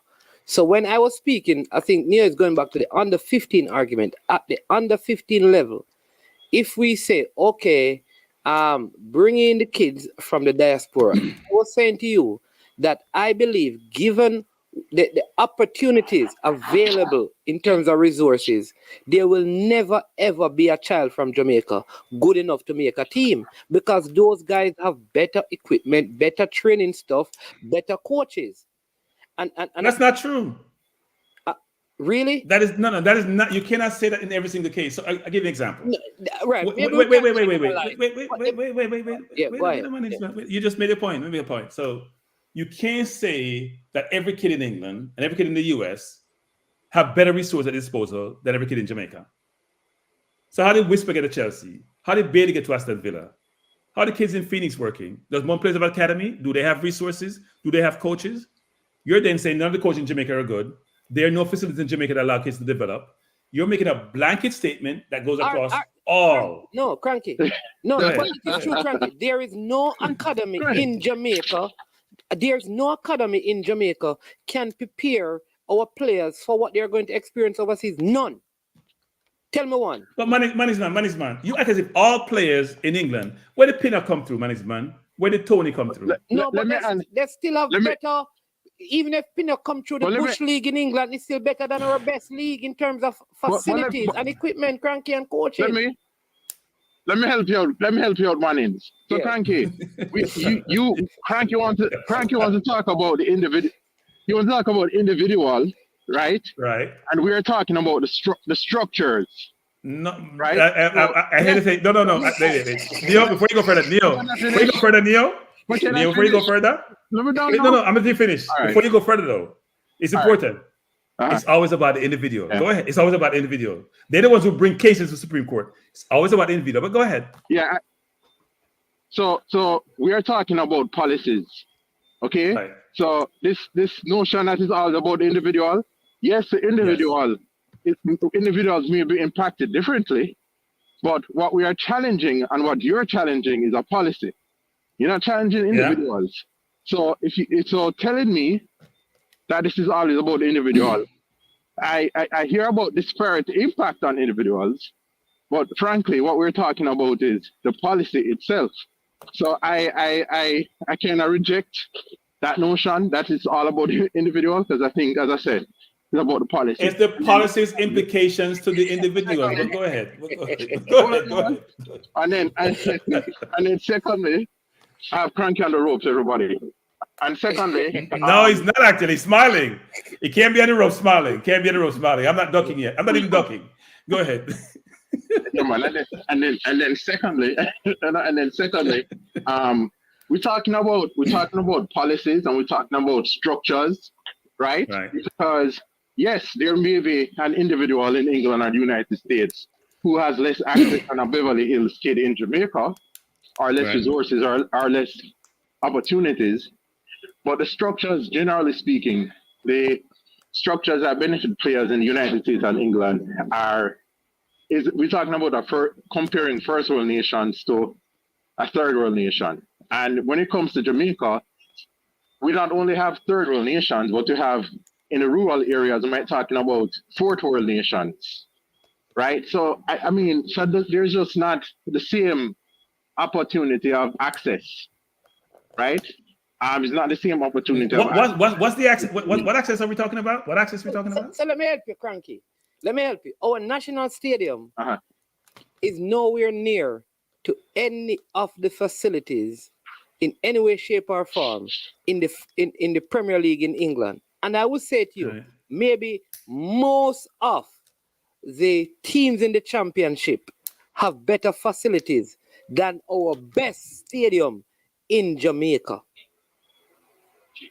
Right. So I have a question for you, Manningsman. Right. And Neo, by the way. Neo Manningsman. You guys Yeah, gone on a slippery slope. So let's go on a slippery slope and done, right? Yeah. So let's get on a slippery slope. What's the population of the UK? 67 million, somewhere there.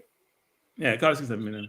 I What's have the no- black population? I have no What's the idea. black population? What's the black population in the UK of Jamaican descent? I think they said 800,000. Less. What's the per capita of those individuals to the larger population that plays in the Premier League? You have to give us. Is it rather the resources I don't or the understand. determination of those individuals and their drive to But succeed? Kranky, I don't understand. Yeah? That's not a reason, though, so Kranky. Kranky. No, I'm giving you an example Are of to you- defeat your argument. No, why, Neil? No. Are You're down your party now. Are you saying Yes. you want to talk to Manning? You don't want to talk to me? Are you saying that the most impoverished child? You're saying that you're comparing the most impoverished child in the UK to the most impoverished child in Jamaica? No. I'm giving you an analogy. Stay with me, Neo. Stay with me. The most impoverished child in the UK. Wait.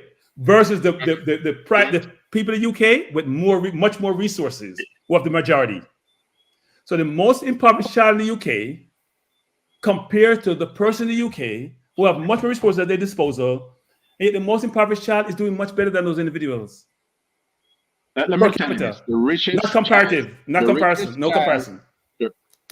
The richest child in Jamaica can only hope for the best he can achieve in Jamaica. This is the richest child in Jamaica. The best he can achieve is a stadium that is worse than a championship stadium in England. You hear that? The richest kid in Jamaica, the most he can achieve in terms of access, right, is to access a stadium that is less, that is not as good as stadiums in the championship in England. So essentially, that just turned your whole point on the head. No. Are you saying football ability is determined based on my facilities, my stadium? And your coach, Really? where you train, Kranky, where you play, how you coach, how often. Let me give you a good example. So, Kranky, we did a study of this in the States. So, Right. on average, the kids in the USA play more football than Jamaica. Here is why. More touches. Let me tell you why. Let me tell you let me help you, Kranky. One, because in the States, kids can go to school, after school.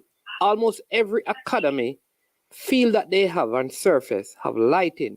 Their parents take them. In Jamaica, a With the child. nutrition. Right. I don't even want to get to the nutrition. It is unsafe in Jamaica, in many places, for the children who want to play football to even leave their homes at 5:30 many times to go and play football. So that means when they leave school, school finishes at 3, the only thing they have to do is to go home. They rarely have the opportunity to play football in certain communities. So one, they don't have enough time to play football. So the point me and I are making, if we look at the reality of it, compared to the people in the diaspora, all of those kids, let me say the majority of them will always be ahead of the kids in Jamaica. That is the reality. Because of the I think you structure. two, I think your team should team up and debate me on this issue. I'm just gonna have fun with this. Because here's the thing, Manningsman. Here's what's funny about this. Let's say, first of all, no infrastructure, no kids, no system prevents people from playing football more than 3 months a year. Fact. Schoolboy football is played 3 months a year. That's it. So the system needs to be changed. Nothing to do with infrastructure. Second, Manningsman is talking about the Obviously. Wait. Let me finish the Manningsman. Let me finish now. Manningsman is talking about the environment not being conducive to kids staying out late. Most of the kids who do well in Jamaican football come from more challenged neighborhoods. Not debatable. Oh, tell me one. Most of the kids who are the best footballers in Jamaica come from more challenged neighborhoods. Tell me one. Leon Bailey wasn't living in a challenging neighborhood in Jamaica. Why you quick point on Liam? Why Liam Bailey is the criteria? Whisper wasn't. Okay. Bibi wasn't. Okay. Ricardo Fuller wasn't. Okay. What dude from Georgia's name again? The bomber. Andy Williams wasn't. Bomber. Freddie Butler wasn't.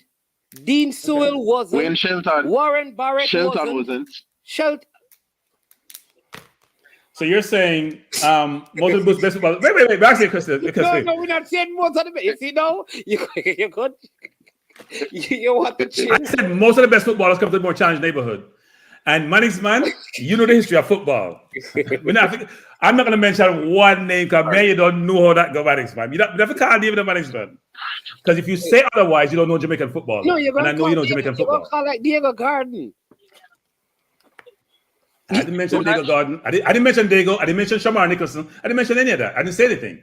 I just says that if you know Jamaican football, you will know most of the better players normally come from a more challenged neighborhood. That's a fact. All right. So people, let me tell you this. People have this idea.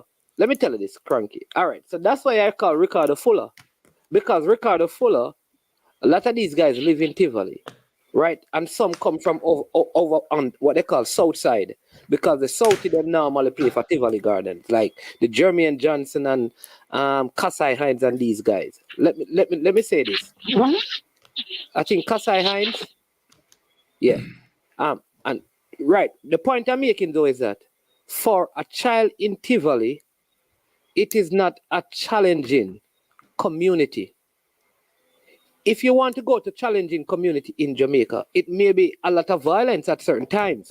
But if you're in the community, generally like a community like that, you born there, you are safe, you probably have a nice house because here's the thing, you ensure you get free housing, you get free water, you get free light. You understand me? You get a lot of stuff that you don't have to pay for.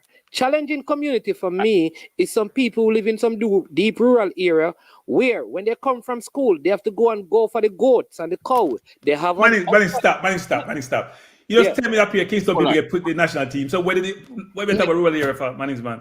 Manning's man, I understand you. Like making the point that Neo and I are making Kranky. That's why we can't. They don't count because they're gonna put them. They're not gonna be national team anyway.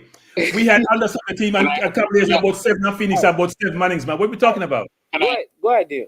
Can I add something? Let me just add something else to that. The point is that one of the reasons why there's this generalization and this idea, and there may be some truth to it if you look at it worldwide.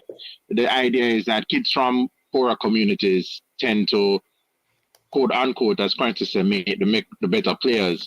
And I think the more accurate statement should be that kids from poorer communities see football as a better opportunity than kids from the middle class and upper communities, because in those communities, many of the times kids are dissuaded from pursuing careers in football. They should do education or they should take over daddy or mommy's business. But Kranky wants to talk about the individuals, right? And as we already established, that the discussion here is about the structures and the policies, because that's what Kranky's, that's the debate. The debate is Neo, they're not mutually exclusive. Neo. Do we allow affirmative action? Do we allow for affirmative action for local players at certain stages?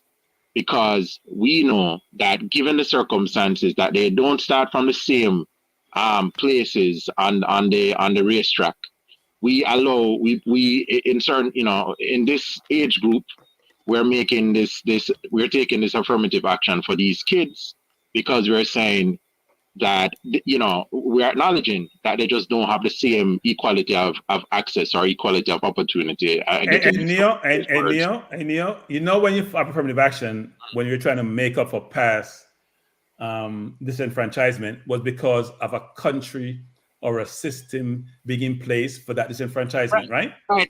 Where do the overseas kids disenfranchise Jamaican players? But I can name it. What has disenfranchised Jamaican players is colonialism and underdevelopment. Now that may not have come from the modern day. Which is the same thing, those Jamaicans who migrated trying to uplift themselves. So because of their industry, they being industrious and want to improve their condition, and that of their kids, the kids should be penalized. No, Kranky. That makes a lot of sense, Neo. I love that. Kranky. We don't agree with the kids. You see, no, this is what they always do, Kranky. Thank you, Neo. I appreciate that, Neo. Thank you. Yeah. We're not, nobody's agreeing with that, Kranky. And we are saying that we don't agree. Remember, I said to you, I don't agree with a quota system, but I can understand why. But I don't agree with it. Because it just I want to go ahead, Neo. I want to offer the Samoa's model. Okay? And I have said it before. I don't believe that there should be, and I know Kranky will jump on that term, so I shouldn't even say Samoa's model, but let me just offer this model, right? So, essentially, I do think that there are policy issues and structural issues which would require some special consideration for players, local players versus players who are overseas and in a with better training facilities environment. I'm so I was saying structures and policies. There are always individual exceptions to the rule, but the rule is a rule nonetheless, right? So what I believe should be the way is that what you have to do is you take into that consideration, you have that affirmative action policy, for want of a better word, right? But ideally, what you want to have is a good mixture of local players and overseas players, where the kids can learn from each other's experiences, where we can create synergies and we can create links, and we don't have to be bogged down in theories about, equality or whatever. What we have to do is what works best for the country and what works best for the team, right? Because I've always argued that wanting to recruit players from overseas and inviting them to come because they're in the EPL and they have all of this, talent, is because we believe that going further at the senior level the money is supposed to redound down and create better development locally. Because even the players who come from England, they want to see the conditions in Jamaica improve. They're not coming here for money. And much of it, they're not coming here for fame either. It's certainly not pleasurable to some of them. They have a passion for Jamaica just as we do, right? And I believe that if they're listening to discussion, they of course they're in England and their children are over there, but them feel it for the yard with them too. You understand? So I think sometimes that when we talk about these debates, it's always one side win and another side lose. But I think that basically we have to be flexible and we have to try and be fair. But the goal and the aim should always be, how do we improve Jamaica's football?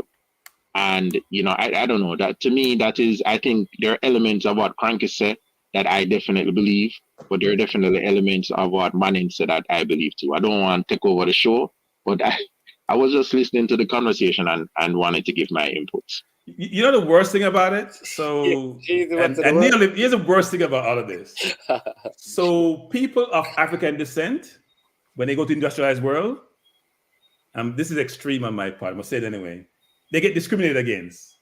And whenever they can go home and feel good about themselves, the same people supposed to support them and discriminate against them. How could that be ever fair? I'm a bastion, I'm a supporter, I'm an advocate for meritocracy. I breathe meritocracy. Yeah. It's about being the best. You work your butt off to be the best. And then someone's going to tell you, I'm so sorry, we can't put you in the team because we only have 7 places.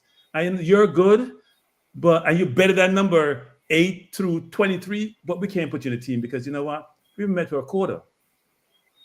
For a people who have been discriminated against all their lives, to now hear that from their own people supposed to be supporting them and give them a fair opportunity, that cannot be digested. All right. Here's the thing. Cannot. Kranky, I always think like sometimes, and I say this to you, we cannot, our words must not manipulate the emotions of people because we are not saying the thing is right. I don't think at no point Neo is saying that, yes, this is what should be done. What we are saying is that maybe there's a way to see how we can make both things work because there's merit to both points. I know how you can make both things work. The Jamaican coaches, the JFF, get off their butt and institute processes, policies, program to improve the footballers. Agreed, Kranky. But here's what I'm saying, and I said this today. The other nations are not stopping. So when the Jamaica Football Federation puts an immaculate structure in place, we must also bear in consideration that by that time, the players in the US and in England, in Europe, who are Jamaican citizens, are going to see improvement to the programs they have. They are already 10 miles. So when Jamaica get to the 60-meter line where they are at, they still are going to go far ahead because everyone is improving at probably... Mannings, I don't agree with that, Mannings. I don't agree with that, Mannings. Here's what I don't agree with that. Wait, can I jump in, guys? You don't agree with that. You don't agree with that. Come on, go ahead. Sure. So here's my analogy. It's like the US versus China, for example, right? You have infrastructure in place, you have a way of doing things, and the world has moved on. And you're left behind because you have this behemoth infrastructure which can't move. It's like the Titanic. If I take the best practices out there, that's in football, I get resources. Now my teams are doing well, I can get some resources. I think deductive about garnering resources from sponsors, attendance, gate receipts, all those mechanisms to get the resources. I invest in the football, I invest in my coaches, I invest in my infrastructure, I invest in my youth development. I am sure that at some point you can catch up. There's no doubt in my mind. But the football didn't go to waste because we haven't invested in football. We have invested in the coaches, we have invested in the system, we have been parochial in how we operate. It's been about the individuals in these organizations, and they haven't thought about smartly enough about how to invest in the football to improve the football. And I'm always going to say this, which is, and people are going to say, well, that's not a good example. Why does Uruguay does well? Go look at the Uruguay model, for example. Look at different models to inform your view. Uruguay's an rich country. They got 3 million people like we do. Well, no, we got 6 million, but we don't think it's 3. Yeah. But this is a straw man argument, though, right? Because basically, what Kranky is now talking about is, which everybody can agree on, is that the GFF is a poor administrative body. Yeah. And nobody's going to disagree with that. But that's not the issue. That's not the issue. The issue is, listen, even in the United Kingdom and the United States, well, especially the United Kingdom, there was a time when players of Caribbean and African descent were not allowed to play the EPL, and they felt that there was some discrimination, and the English Premier League had an affirmative action policy to get more and more players in the name of meritocracy involved in football and to access that talent. And of course, it was not only was it equality, not only was it a matter of equality, but there was also a business side to it, because what they've realized is that they have players from all over the world. They will also have viewers from all over the world too. You understand? And the white people in England are bitter, and some of them still are. And now they look at football and they say, well, it's all of these people from the different places. It's no longer English football. Yeah. And then there's this racial backlash. But the point is that the players in England, right? I don't want them rejected. I want the best of the best. I want a mix. So listen, you may have a player in England who is a good left back, and a Jamaican player who is a decent left back, right? But we know that our weakness is not left back. Maybe we need a striker, or maybe we need a goalkeeper. So we're going to pick the best goalkeeper that we can get, whether the goalkeeper is from England or Jamaica. You understand? So, as I said before, I think we need a good mixture. And another reason why I think we need a good mixture is my observation from the 1998 World Cup team was the chemistry of the team. We're not just talking about the players related to each other. We're talking about the belief. We're talking about the audacity, right? We're talking about the aggression.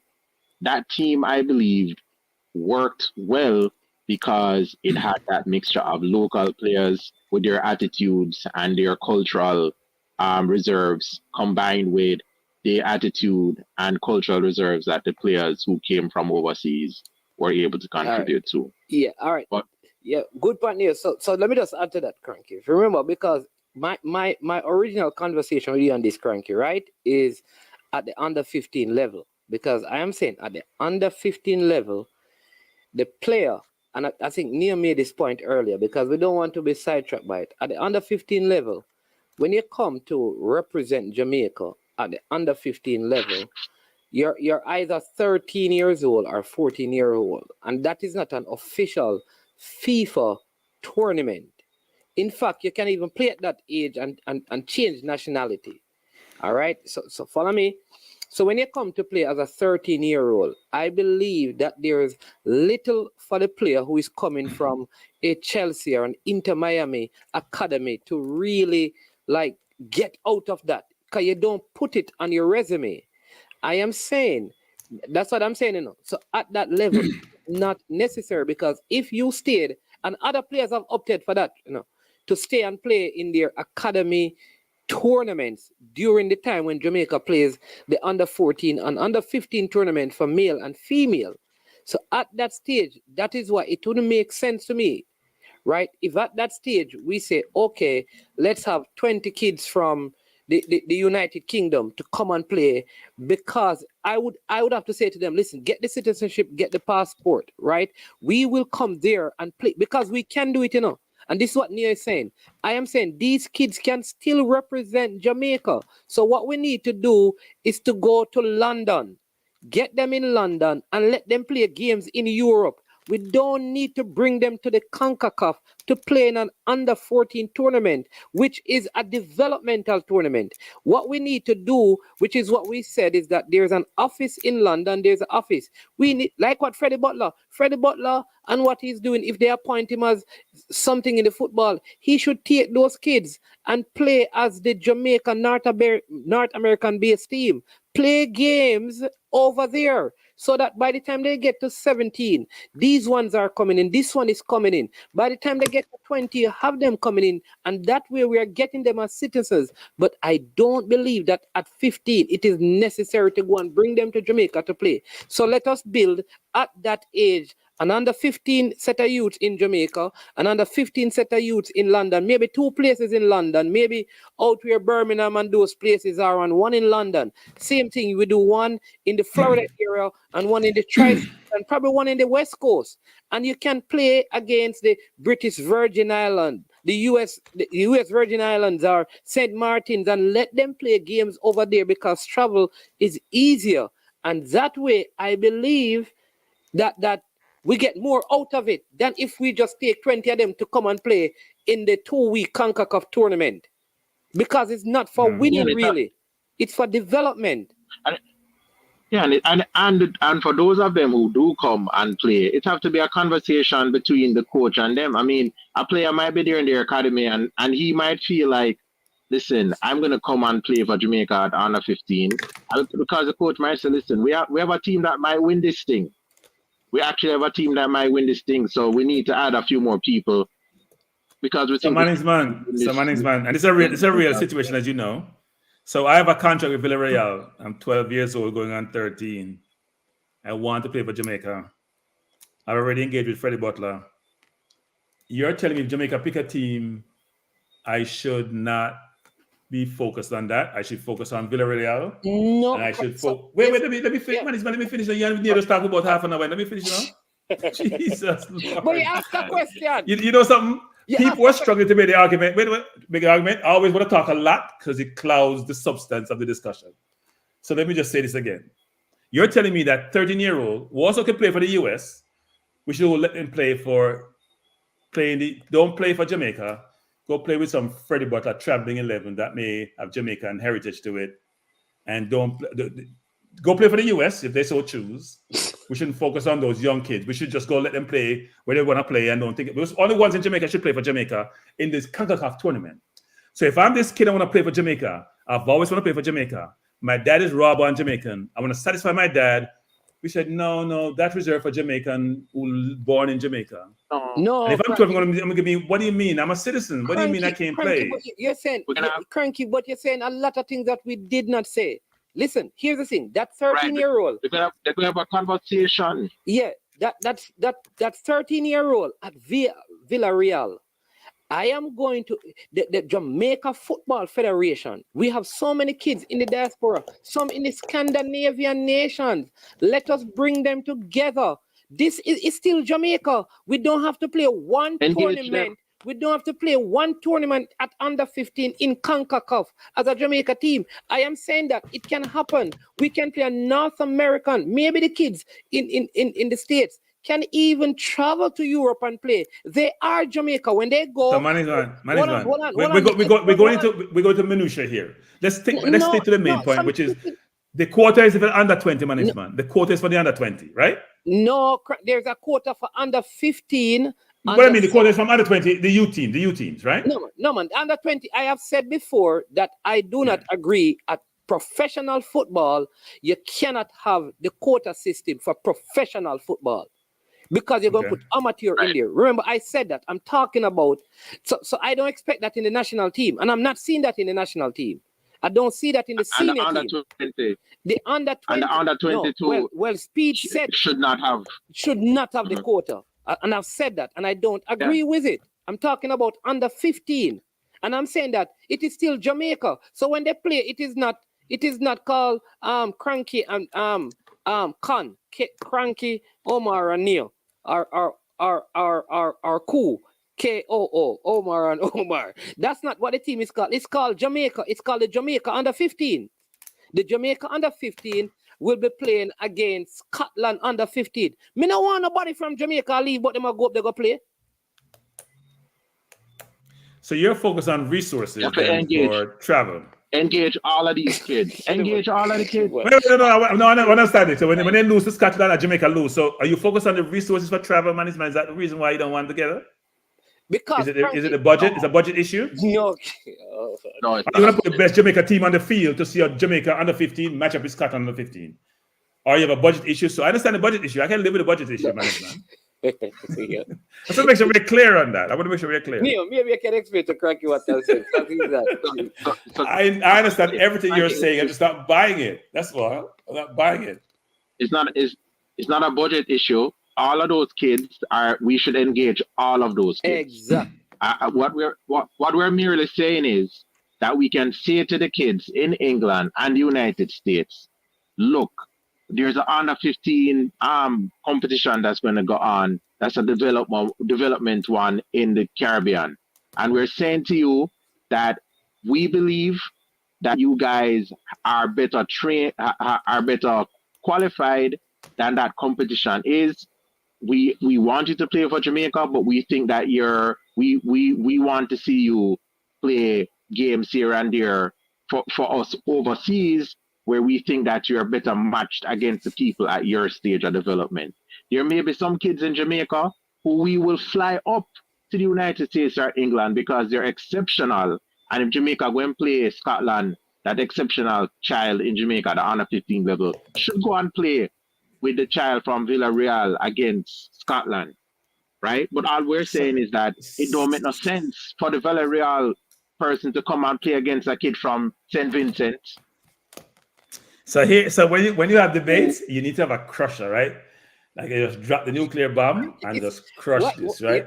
Neil. So when I drop the nuclear bomb, when I drop the nuclear bomb now, a time for nuclear bomb get dropped.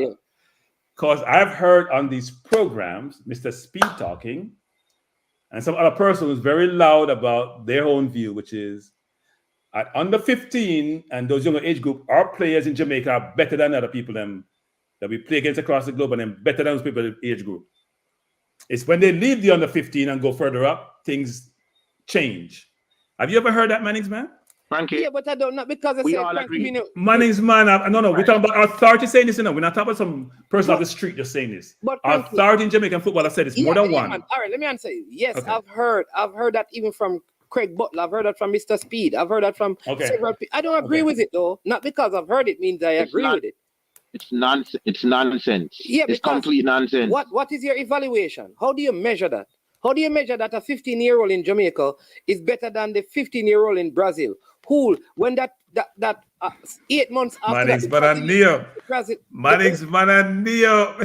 I love these conversations now. So man is Neil just say the kids. Wait, man is man. Hold on, man is man. I'm using on point for you. Just 1 second, man is man. You and Neo making the argument that the under Neo man is man 1 second on Neo. You and man is man making the argument that they have more resources overseas, so therefore they have more advantageous situation in their country when they under 15. The authorities in Jamaica saying that's not the case. It's the opposite. I'm confused. So we are saying that, Kranky, we don't agree with them. Neo and I don't agree with that. Right. But you guys are not the authority in Jamaica football. Right. Those guys are. They're coaches, they're administrators. We have a problem with them saying that because we don't agree. Okay. So we can agree on. We can agree. We can agree. That is Exodus nuclear sound system. Hold on, Neil. Let me just tell the people. This is not a nuclear bomb. This is the sound in Jamaica. They have Exodus nuclear. It is a nuclear bomb because I am. Wait. You guys can push back on the view by those, but those one person just sent 2 players to the Premier League, so his qualifications cannot be disputed about his ability to groom players. So he would have much more information and much more credibility about his ability to assess younger players than both of you can. That's not disputable. He has done it. You guys have never done it. Right, it's like a player who played in the Premier League. I mean, trying to tell them how the Premier League works. No. That's a nuclear bomb. We can agree on defense rest. Can agree.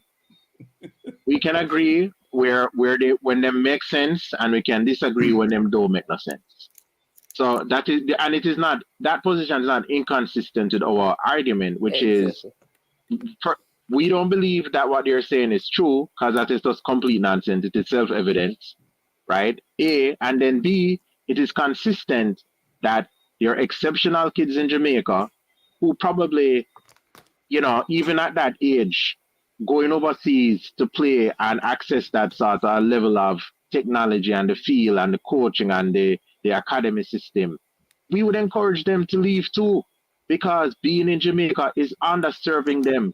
You understand? And so it don't make any sense that we're trying to send our best 13, 14-year-old player to academies overseas, and then we want the players from the academies overseas to come play in a competition with kids in Jamaica who, frankly, if they were good enough, they wouldn't even be there.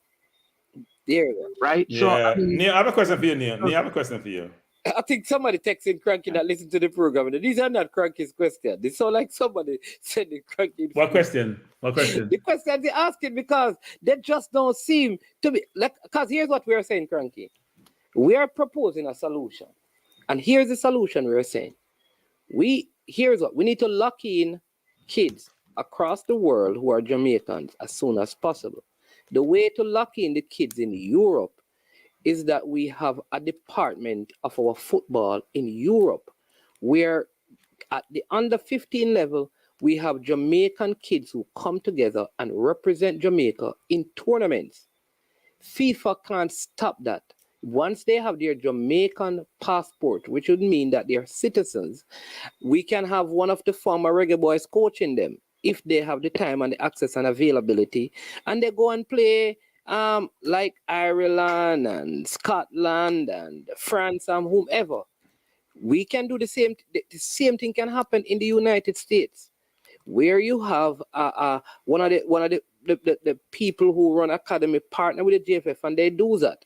All that is doing is that those kids will have a desire that the 10 of them that end up matriculating into superstar already have a connection with Jamaica. Because at the end of the day, if we did it that way, here is what we would have. By the time they get to 17 and 20, if you have the 20 in the UK and say 30 in the United States and 20 in Jamaica, you already have a pool of 70 players to choose from who would have been representing Jamaica already, because you're widening your pool. So we are really helping your point, because that way now you avoid the whole quota issue, because they're representing Jamaica. I think that is the way to solve this issue, because from the under 15, that is what Neil is saying, that where is the middle ground? Can there be a middle ground? While we disagree with the policy, it is the policy, and we need to advocate for it to change. But what are we going to do while this policy exists? Manny, I don't disagree with the concept of trying to develop a pool, as broad a pool as possible, to give everyone that has the capability to pursue their endeavor of being part of the national team, right? And finding creative ways to do so is important, because right now we don't seem to have those. Because I've always emphasized this, which is Jamaica is getting broader, the way I view Jamaica, but those in power are getting more narrower in their view. The more we broaden out as a community, and we go to all parts of the world as a people, but people still want to have a connective to Jamaica, the more we're being pulled apart by those in authority, which to me is just not okay. And so I do think it's important to be creative in terms of what we can do to keep that connectivity, inclusive of what you're suggesting. But it still goes back to the fundamental premise around, why would anyone have quota for their own people just because they were born someplace else, when they have gone through all the procedures to attain the rights and privilege of a citizen? So we can move from the under 15 and just go to, yeah. No, the quota system that was rejected, right, is if there's a preference based on race and place of birth, and I'm saying to you that that's not the same thing that we are talking about here. The quota system, if there is any, right, is that we are accounting for the differences in the resources and the systems that people are in. It's not a Neo,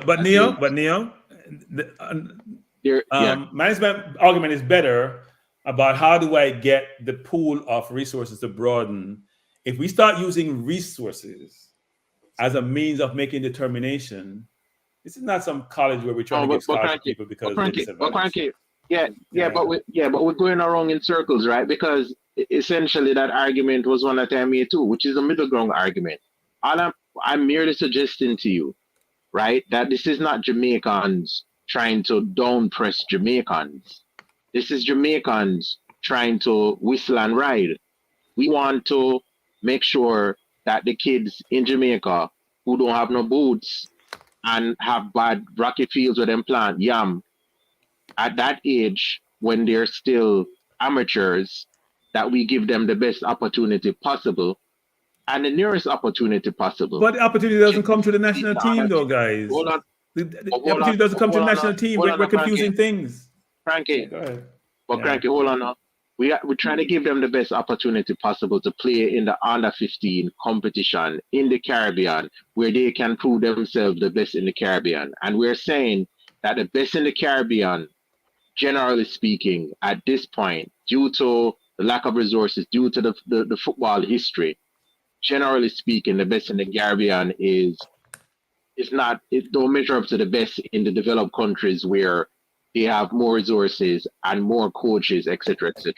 But anyways, though, for all I'm saying is, I'm just gonna go back to this middle ground idea where, rather than see it as being discriminatory, what we're saying is, if these kids come to play in an under 15 league against players in St. Vincent and Dominica and Cayman Islands, who frankly cannot even play better than our under 15 kids who play on a yam field, why would we bring them from the elite academies in the United States and England to play against these people, to get them 30 love, and then go back to England and miss out on 2-3 months, a month of training that frankly they would have been playing against it? But when them go back to England and tell people so them beat a team 30 love, and them go and play amongst them peers, and then they end up get 3 love, because we know it go already. You're only as good as the man that you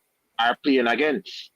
So Neo and Manningsman, gotta stop you there. Neo Manningsman, why when people try to make the argument, they pick out the worst examples? There was no Mexico mentioned, no Costa Rica, no US, no Canada. Okay. We go to St. Vincent? Really? That's our competition in the region? Or is it more Mexico, Canada, Costa Rica, United States, even Honduras? Really? Well, hold on. So, listen, at the under 15 level, At the under 15 level, those countries, they're basically doing the same thing that we're talking about. They're basically doing the same thing. When it comes to the United States, they are allowing their kids they're allowing their kids in the first world countries who are playing in the academies. They're not requiring them to come. When at the under 15 level, the kids who are playing on the Mexican national team at the under 15 level are the kids who are the domestic players in Mexico. In the United States, it may be a little bit different, but generally speaking, the kids that play in the United States at under 15 level are the kids who have come up through their academy system. And yes, they're probably still stronger teams, but they're not as strong as they could be if they were taking their... Neo, let me stop you there, Neo. That's why management silent. Let me say this, guys. We have a very unique situation here that Jamaica has. Most countries don't even have this, right? Except maybe African countries. Countries that export talent, human capital, will have some of this. Morocco took 7 players from overseas, got into the semifinal of the World Cup, right? I know people like to talk about Simonis when he did in '98. Let's use the more contemporary examples to make our case. The fact of the matter is, in the US, don't have as much players overseas playing academies like we do. Neither does Mexico. Neither does anyone. No one else in the Caribbean has that. Maybe Haiti, maybe, but we don't see it. No one else in the Caribbean have that. What we have. Yes, under 15. Yes, not debatable. The World Cup. Jamaica probably has more expats. Jamaica maybe has more expats than anyone in this part of the world who are born someplace else and want to play for Jamaica. Brazil's team is normally Brazilians who are playing overseas and go back to play for the national team. Very few local Brazilian players that are playing locally or in the national team. All right. Right? US export players and bring them back. We import players. I think we're unique. I think what will be good for us, right, is to probably look at the last, and I'll try to see if I can get some data. I think I know where I can get it. From the last 15 CONCACAF tournament, to see how many of those players would have played in it and end up in their teams, national team. Just listen to the point I'm making, because that tournament, I think one year it is under 15 and under 14 and then under 14. So we are talking about 12 and 13 years old. That's what we're talking about, because depending on when you turn 14, you may not be able, or if you're 14, depending on when you turn 15, you may not be able to play in the tournament, because it is not a World Cup qualifying tournament. So while you want to win all your tournament, the reason why it was initially instituted in CONCACAF, because not every region, not all the CONCACAF regions have this type of a tournament. It was to help with the development of football in CONCACAF at the youth stage. So it's a developmental tournament. And that is why I'm very specific to it, because I don't share the same idea for under 17, under 20, and with the national teams. So my argument is with the under 15. And I am saying, like Neil, I can understand why, if you are putting in programs and policies in place, you would want the 12 and the 13-year-olds who are in Jamaica to play in a tournament like this, because it's close, it is here. At the same time, I agree with you, Kranky, that listen, what about that guy in Valencia? What about the one at Chelsea? What about the one at Brentford, at Sunderland, at Birmingham United? What about the one at Charlton? I am saying, here's what we need to do, because we need to be like Israel. We need to have the Israeli concept that wherever you are, even if you never put foot in Israel, we're going to make you feel as much as a citizen as the ones who are in the geographical borders. So here is what we do. Even if you don't come to Jamaica to play, here's what, you are still Jamaican. So we are going to let you put on, so when we start, when you're going to let you put on the Jamaican gears, you're going to play games, you're going to hear the national anthem played. It is the same thing as what the youths do in the tournament out here. So let's go on. The first time when we did the camps in Florida, We use some club jerseys, green and blue. The coaches sat and said, no, this is not right. If this were in the geographical borders of Jamaica, the kids would have had on the Jamaica training kit. Whenever this is happening in the States, they need to wear the same Jamaican training kits because this is a Jamaica team. Because here's one of the requirements that they said, you must have a Jamaican passport or you're in the process. When you come there, they talk about the national anthem and those things. Because whether you come to play in the tournament, you are now seen as part of a database of Jamaican players, which I think is the bigger picture. I think what we should do is to find. We have made progress, We have made progress. No, not about this, because you guys are wrong. We have made progress on the discussion, So here's the progress I've made. One time, man, when I come on this platform maybe 3-4 years ago, a lot of discussion was more about the commitment of the overseas born players. You remember that in the national team? Remember that? Yeah. We no longer have those conversations, do we? No. It's amazing over time. We don't have the conversation anymore about commitment. We're no folk, because you know what? We're getting positive outcomes. We're seeing that players are committed. We're seeing players make sacrifice to be here. And we're seeing players are producing in the field. So the narrative is now changed, which is a good thing.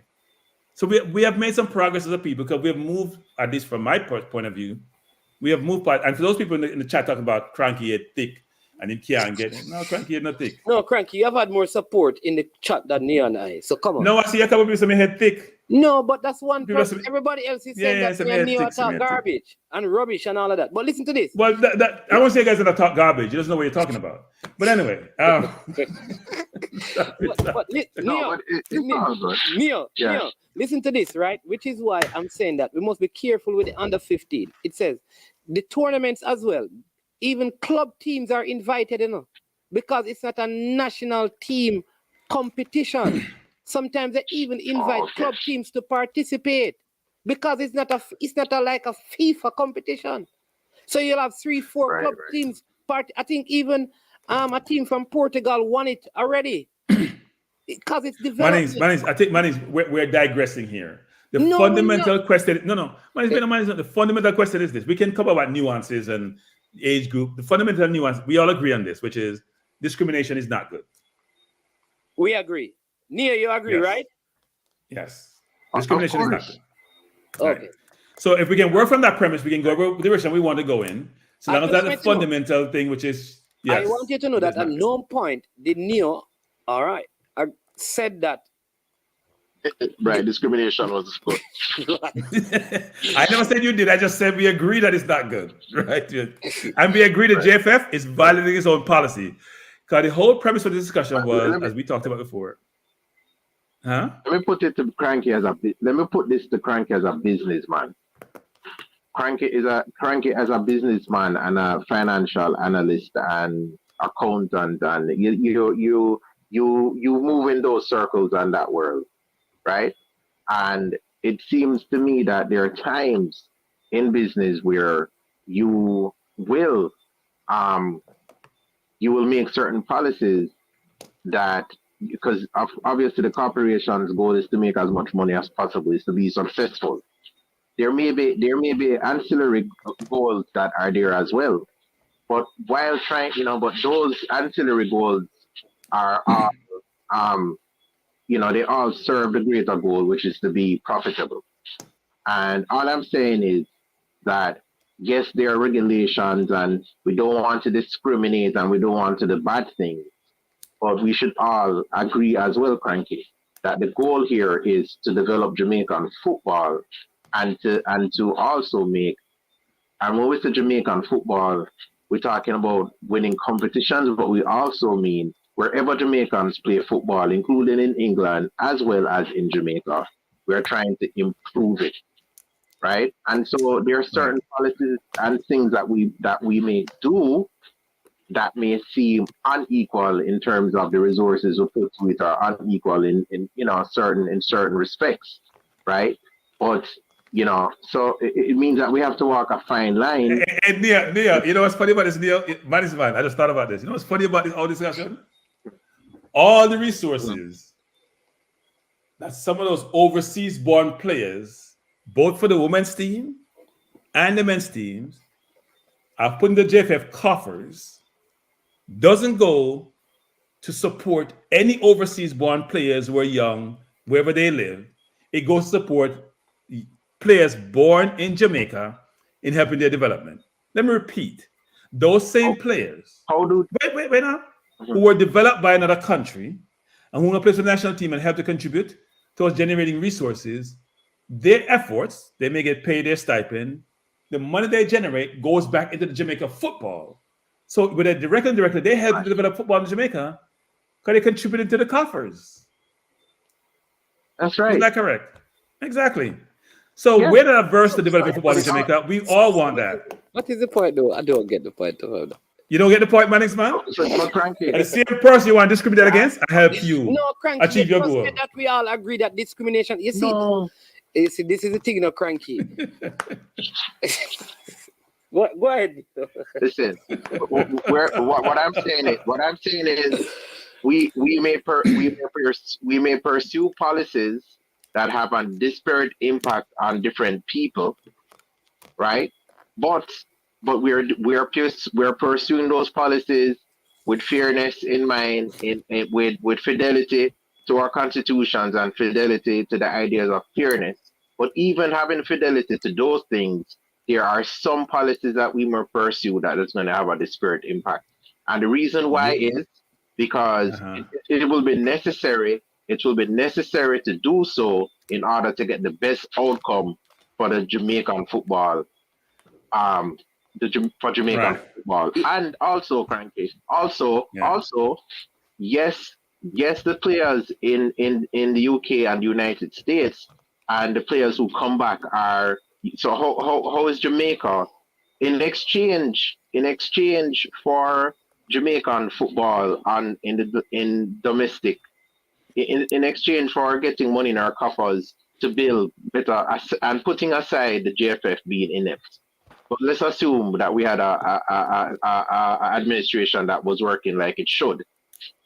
In exchange for us getting these monies back into Jamaica to develop the fields and the resources, right?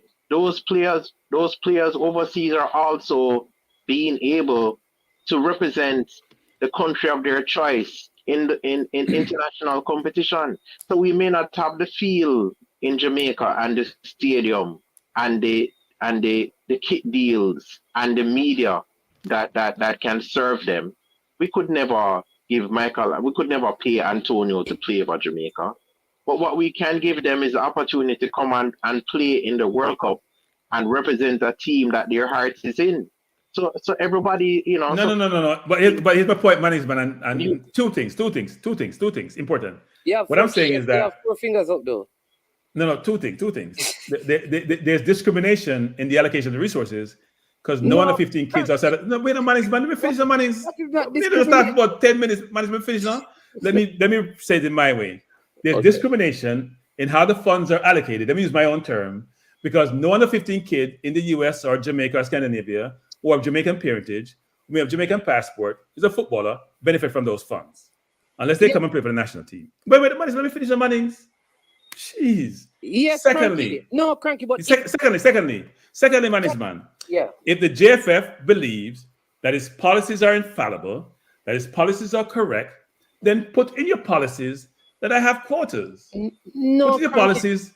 No, management, let me finish the Mannings. But Kranky, we don't agree with those things. No, I agree with you, but I'm just making a point here. Oh, okay, all right. Sorry. If the JFF believe that it has transparency and is comfortable with its own policies, which they have in the back door, because they're not putting in them documents which are subject to public scrutiny and public consumption, then put in a policy of quota. Put in your policy that for a certain age group, only local Jamaicans can play. And let's see if those policies stand up to FIFA. Let's say FIFA agree with those policies and anyone in the community agrees with those policies. Because if you're comfortable with your policies, then they should be publicized. Don't make some side policy that doesn't align with your constitution. That doesn't make any sense to me. All right, so let me just say, I don't believe if funds from the, in other words, based on how I see this happening, let me say it this way. If I did say that the group of kids in the US, the group of kids in Europe, when they are going to represent the national team, they should be treated the same way the group of kids in Jamaica will be treated, meaning they have their camps, their flights are paid for, they get their per diem, whether that be $25 or $50, whatever it is. Those things are given to them. So they benefit from the overall program. That is how it should be run because it is a national team. But man is man. No, man is man. Stop right there, man is man. No, let me just. You're not man is man. No, stop right there. You just said the under 15 should play in their individual regions, right? At the under 15, correct? Yes. So how does so is the JFF going to fund those overseas regions? So if they have that's what I said. So if the under 15 team in Europe is going to move from, say, London to Wales to play a game, of course the federation, because it will be cheaper for them than to fly them to Jamaica. So why? So as it stands now today, that doesn't happen, right? It's no, man. I'm not saying it happen. I'm saying that is what I'm saying is the balance that you bring to the thing, because that way you're getting all of these instead of just having 15 come in, for example, or 20, right? And then look at the 20 of them may be even better than the 20 in the United States. But this is development. But at 17, the ones who you didn't take in the US, 5 of them may get better. So what you want to do is to have it regionally. That way you have a bigger pool at under 17. Now, Claudine sent in a text that I want to read because I think that this is a part of the plan that we need. I would need to figure out, because she's saying that, but she basically is suggesting that the players need to at least come and play in CONCACAF in Jamaica to get acclimatized from an early age. That now is where you begin to bring them in from under 17 and under 20, where I don't believe in the quota system.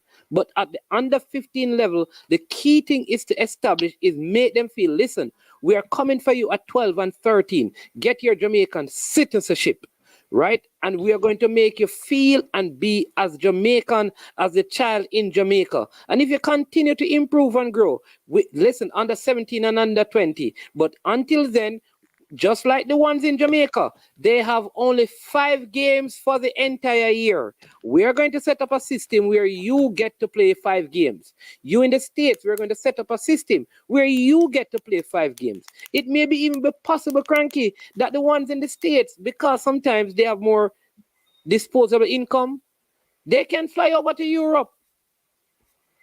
They have American visas. A lot of times for the kids to travel in Jamaica, they don't even have passport. So the wrong ones end up, well, not the wrong ones, but the ones who weren't supposed to. You know, people in Europe, people in the UK don't have those resources though, right? That is true, not all of them.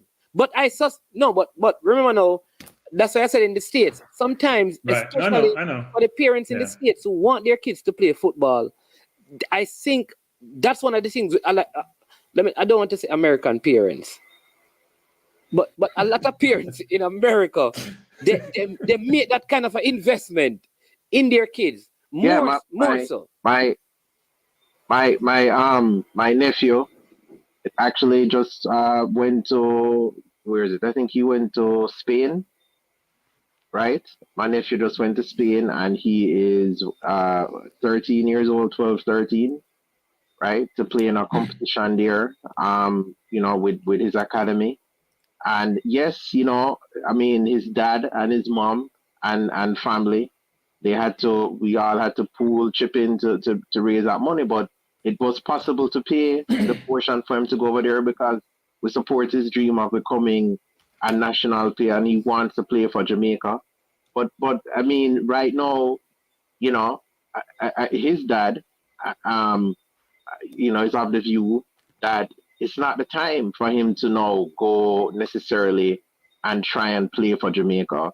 He should stay in his academy and get as much as he can out of that, because by the time it comes to under 20 and the senior team, frankly, if he's not doing the best that he can do with his other counterparts all over the diaspora, his chances of being selected for the team is slimmer. So he knows that he wants to play for Jamaica, but he is smart enough to understand that, you know, this is the best route possible, and that necessarily going to the island and playing a competition or playing in this particular developmental competition might not be the best thing for him at this point in terms of his development. But anyways, though, I have one final thing to say.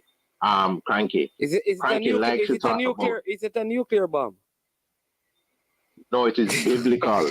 So, so Kranky likes to talk about the nation of Israel and how Israel operates. But I remind you, Kranky, that when God told the children of the Hebrews to leave Egypt and to go to Israel, he said to them that he would let them drink from wells that they have not dug and reap from fields that they have not planted. In other words, it was even in God's plan for the children of Israel, it was not always equal. Some people did go lose out, and some people that go win, right? And that is just the reality of the world, right? So, and that is how. You understand? Neo. Even in God, as I said, hold on, but let me finish my point. The point I'm making is when we reap from the fields that we have not dug and drink from the wells that we did not dig. Essentially, what I'm saying is that yes, because of colonization and the history of abuse that we've had in the Caribbean and Africans all over the world, we find that people from Jamaica immigrated to England, right? And we never developed those fields over there. We never developed those leagues, right? But the point is that that our children, the grandchildren of the immigrants, can now come back and contribute to Jamaica. You understand? And so the people in England are arguing that, oh, that's not fair because we developed these players, so they should stay in England and only play for us. You know, I mean, and what do we say to them? We say to them, well, too bad. You know, they should. No, we say no. We have quotas. The reason that they're there. We said we have quotas. No. What we say is that as much as you use them in a selective way to develop your thing, we can also reserve the right to use whatever it has our disposal in a way that we see fit to develop our thing too. You understand? So I mean. So Kranky is going to debate Neo and Manixman, their tag team, and I'll debate them both on this subject.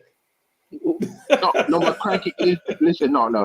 I know that we're talking about, we're saying that we're having a debate, but it's not really a debate. I believe that all three of us genuinely wants what's best for Jamaica's football, and this discussion is a way of exploring. No, I agree. I'm just joking. No, I agree. I agree that we have all of the best interests at heart for Jamaica football, and that we all want to progress.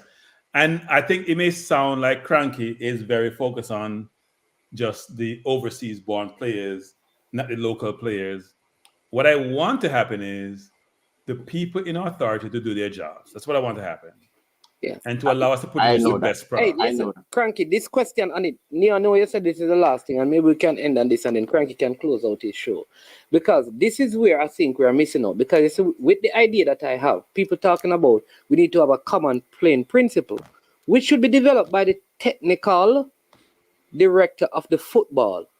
And you have 4 coaches in England, 4 coaches in the States, and the ones in Jamaica at the under 15 level. They all play the same system. They meet together and work something out.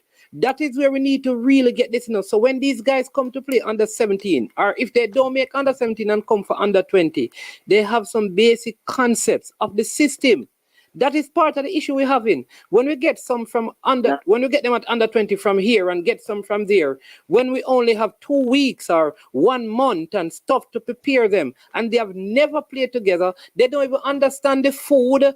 Like all of these things can be taught in those places at the under 15 level with one playing style. So even if they come to they don't make under 15, they don't make under 17, but somehow they get so good to play in the national team. They would have learned the concept at 12 and 13 and 14 and 15 while they were representing Jamaica. They were taken to camps where they were eating some of the Jamaican foods and stuff, exposed to some of the rigors of training in Jamaica. That kind of a thing. I think that is a pathway that we can really consider. Maybe there are many other parts to be added to it, but that is where I think that it needs to begin. Not at under 20, not at the senior team.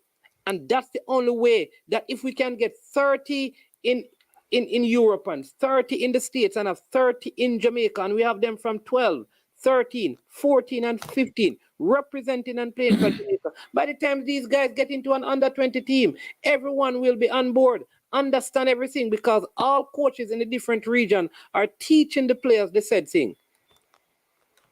Yeah, look, I think frankly, I think where we need to invest the most, frankly, at least the initial stage, is in the coaches, because my concern is that kids don't learn the game as they should at the early stage to make sure that they can develop and be able to compete at the highest level as they go up the age groups.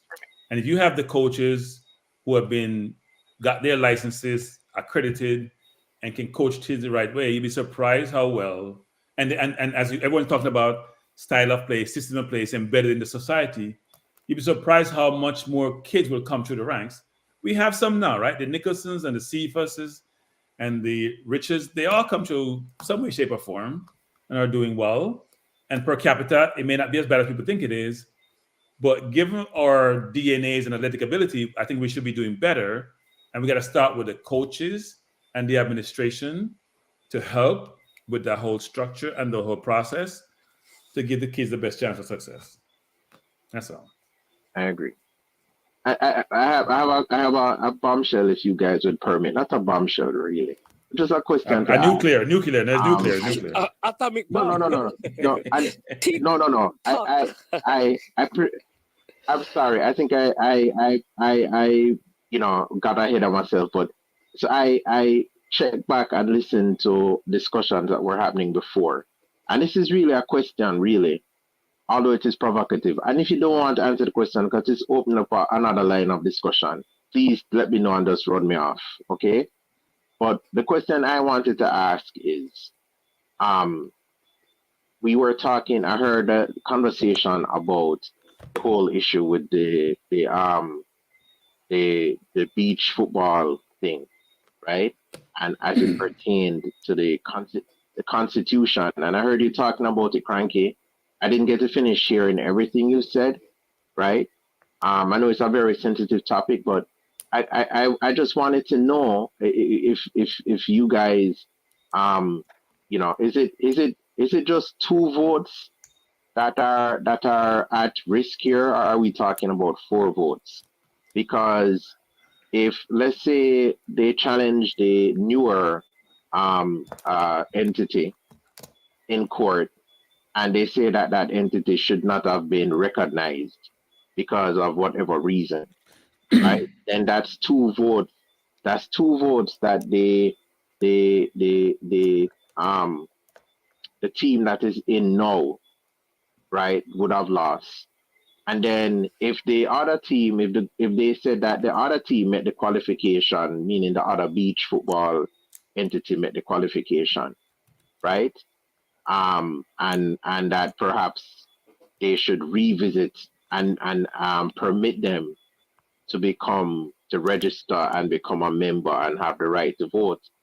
I just wanted to point out that that would actually be a loss of 2 votes and a gain of 2 votes for the other side. So in actuality, it's 4 votes at stake, not 2.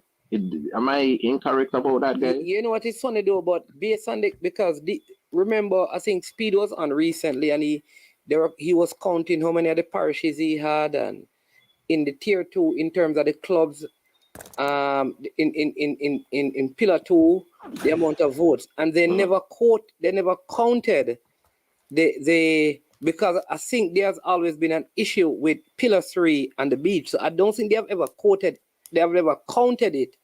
And they counted that they were at 40 without it. So Neo, there are a lot of votes, Neo. There are a lot of votes. So it's 4. Based on what you're saying, it's 4, right? If you disqualify the new organization and you give as man is saying, if they didn't count it, then it's 2. Yeah, it's 2. If they counted it, then it's 4. They didn't count it. Right, they counted it as 4. But there's a larger issue here about which parishes didn't register, what coach association was disqualified, there's a lot more issues out there. What conflicts we have. There's a ton of different issues. I could see this being litigation, wrapped up in litigation for a long period, frankly. Yeah. This is just the first thing in litigation. Yeah. This is just the first thing in litigation. There's much more to come, I think. Because Kranky is saying is that after this injunction, based on what happened in February, they could file a next injunction with a next thing, because I got a voice note today where somebody was actually asking the Intercal person to do an injunction as well, to get Intercal involved. So you could see you could see more and more stuff happening. I don't know, but I hope calmer heads will prevail.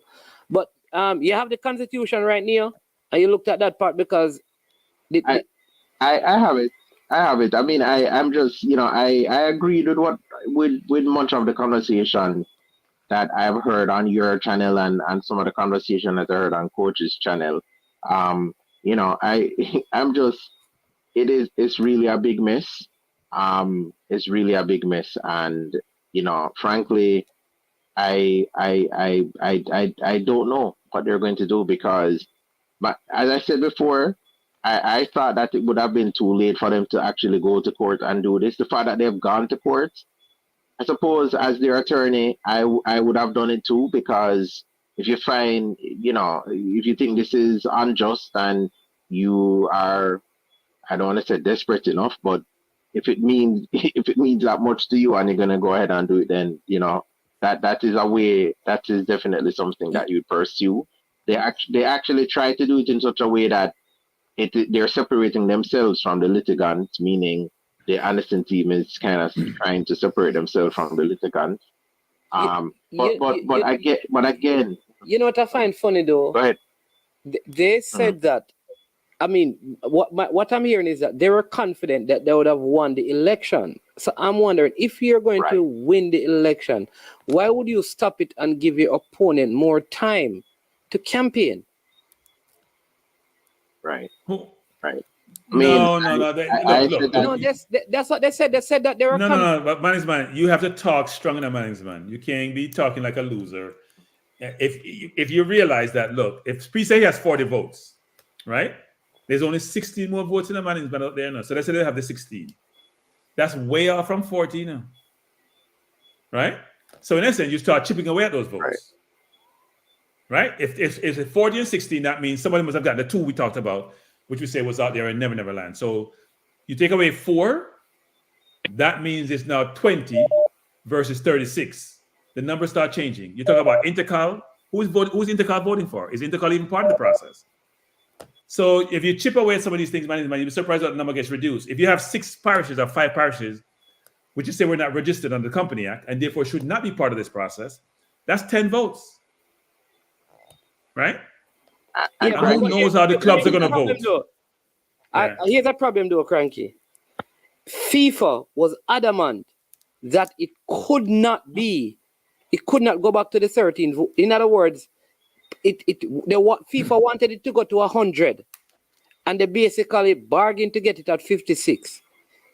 There's no. Can I? Yeah. Right, Neil. I don't think there's any way that they can get it down to 20, 30 votes to decide it. That's not going to happen. But Manning, that's the point, though. You can't disqualify people in the process from not voting. So then go ahead, Neil. But Kranky and Manning, if we could go back and look at the discussions that we had around the time when we were talking about the Constitution. At the time, I tried to get in touch with various people, including the person from FIFA who was working on the Constitution. And I said to them at the time, I said, look here, two things to consider. The first thing is FIFA wants them to, the reason why FIFA put them into normalization is because they had said that they're not going to open up the vote to other people. They didn't want to open up the vote to other people because they wanted to be in power forever. You understand? They wanted to be in power forever. So they negotiate. FIFA said you have to open up the Constitution to more votes because somebody made a complaint to FIFA about it, and we all talked about what Captain did, and everybody acknowledged that that's wrong, and FIFA said that is dead wrong, and if you don't make any changes, we're going to keep your normalization until you do something to get more votes. Now, when it was being done, communications were made to them saying you have to be careful about who you have to get more members in, but you have to make sure that you set out the qualifications in such a way that people can realistically become members and not just have a situation where the people in power are going to be the ones who decide who can become members, even if people met the qualification. Because basically what is going to happen is that the incumbents, since they're the ones who are going to say whether or not people can become members, right? Why would they ever let somebody become a member who they're not sure is going to vote for them? And this is exactly what I said to them at the time. I said, you have to write this thing in such a way where once the qualifications have been met and the qualifications and how you do this thing is transparent, that possibly this is what FIFA said. FIFA said that by that writing down these criteria and allowing people to become members means that even though we didn't get it up to 100 voting members, it means that if everything goes well, it could have 200 members. Because essentially, they envisioned a situation where there would be numerous entities in Jamaica, in Jamaican football, not just the 50, but it could be 70, it could be 80, it could be 100. As long as they met those criteria, these people could become members and be able to vote. But the weakness in the Constitution was that it still gave the incumbents too much power in rejecting or accepting membership, even when people met the criteria. And so what we're having now is a situation where the people who are in power, right, are using their power or it is either they're using their power to disenfranchise people, or the people who are trying to become the new leaders are accusing them of doing so, but it's because there's some ambiguity in the Constitution about how this should be dealt with, right? Well, Neil, here's why I view this, Neil, which is they did a very good job of ensuring that people like you and I could never win against them. Exactly. And I've said this on the first time I saw that Constitution, that it's going to backfire on them because they were trying to keep the outsiders out. They don't realize that in Burrell's days, things have changed. They think it's the old days in the Burrell regime. They got cute, they increased the numbers, but in substance, they thought they had it under control. The other thing I was saying is that if they are saying that all of these parishes are not registered companies, so they can't vote, how were they allowed to make executive decisions as the board and the Congress about Because they weren't members then, right? They were not members. That means all of that. That's what I'm saying. So all of this thing about constitution is null and void. Yep. And how they sending money? How they send money to the parishes? Exactly. So all of this is robbery going on, because if you're saying that these parishes are getting money and they're not registered, who is paying taxes? Right. It's just complete nonsense. So if the parish is not a company, how the parish president gets their monthly stipend from the Jamaica Football Federation? How they get money? To their personal accounts, or does it go to the parish? And fly go watch football game. Do they pay taxes on the consideration they receive? Frankly, it really is such a. I mean, it is such a big mess, right? It is such a big mess, and I mean, hey guys, we should not be surprised. We should not be surprised. I'm sorry, we should not be surprised. No, right. The more you dig, the more it gets ugly. The more you dig, and the more you assess this, and the more you inquire and scrutinize, the uglier it gets. And it is eerily similar to the same sort of ineptness when it comes to the people making them flights and the arrangements to be made. I mean, all of these, just the inability to get those ducks in a row. It feels eerily similar here, where some things are done and other things are not. And then you have the argument that, well, these parishes are not registered, but we're funding them. Yeah, it so just don't make sense. It is so strange because guys, I think we should stop talking about this, and we should stop looking into this because it just all right, so let's pick up tomorrow. Because I need to run too. I need to go to bed. It's almost 3 hours, but it gets juicier and juicier. To be continued. I'm sorry, guys, but it is nuts, man. It is nuts. All right, man. We have much. Neil. Neil. I'm gonna say this before you go, Neil, which is you and Minzy were talking about this a while back. You were very focused on trying to help to get the Constitution in a good place. They ducked Neil for a good reason and refused your help for good reason, for their own selfish reasons. And now they're gonna pay for it. And this will only get uglier, guys. I have a written constitution which address this same issue. And let me tell you something. This issue is not only an issue that is particular to Jamaica, okay? Other federations have had similar struggles. So they wouldn't even have been reinventing the wheel. All right? And it's just a shame, because I don't know how the person from FIFA just, I guess they kind of play ostrich, like put them head underneath the thing. No, but guys, here's what we're missing, Neil. We have to understand this. Sometimes we say FIFA, but sometimes it's a FIFA representative. That's the issue.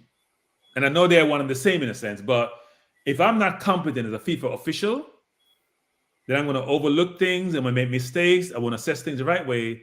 So sometimes the organization gets blamed when they may have someone in the organization who doesn't have the requisite competence or does their work seriously enough to identify some of these deficiencies and be able to have them addressed. Right? Because somebody else in FIFA may identify these things and say, this doesn't work for me. So my question is, what's the ratification process in FIFA? Is it an individual, or does it go to a FIFA committee for all their members to ratify some of these things? And do those members actually take their job seriously? Go ahead, sorry. The Jamaican attorney who represents the JFF was in constant consultation with the FIFA attorneys, because the FIFA attorneys told them that this constitution has to basically mirror many of the things in FIFA's own constitution. Okay. Right? And so these are the essential things that must be in this constitution for us to approve it and get you guys on the track to come out of normalization. Now the FIFA attorney is they came in part because they said that we need to expand the franchise.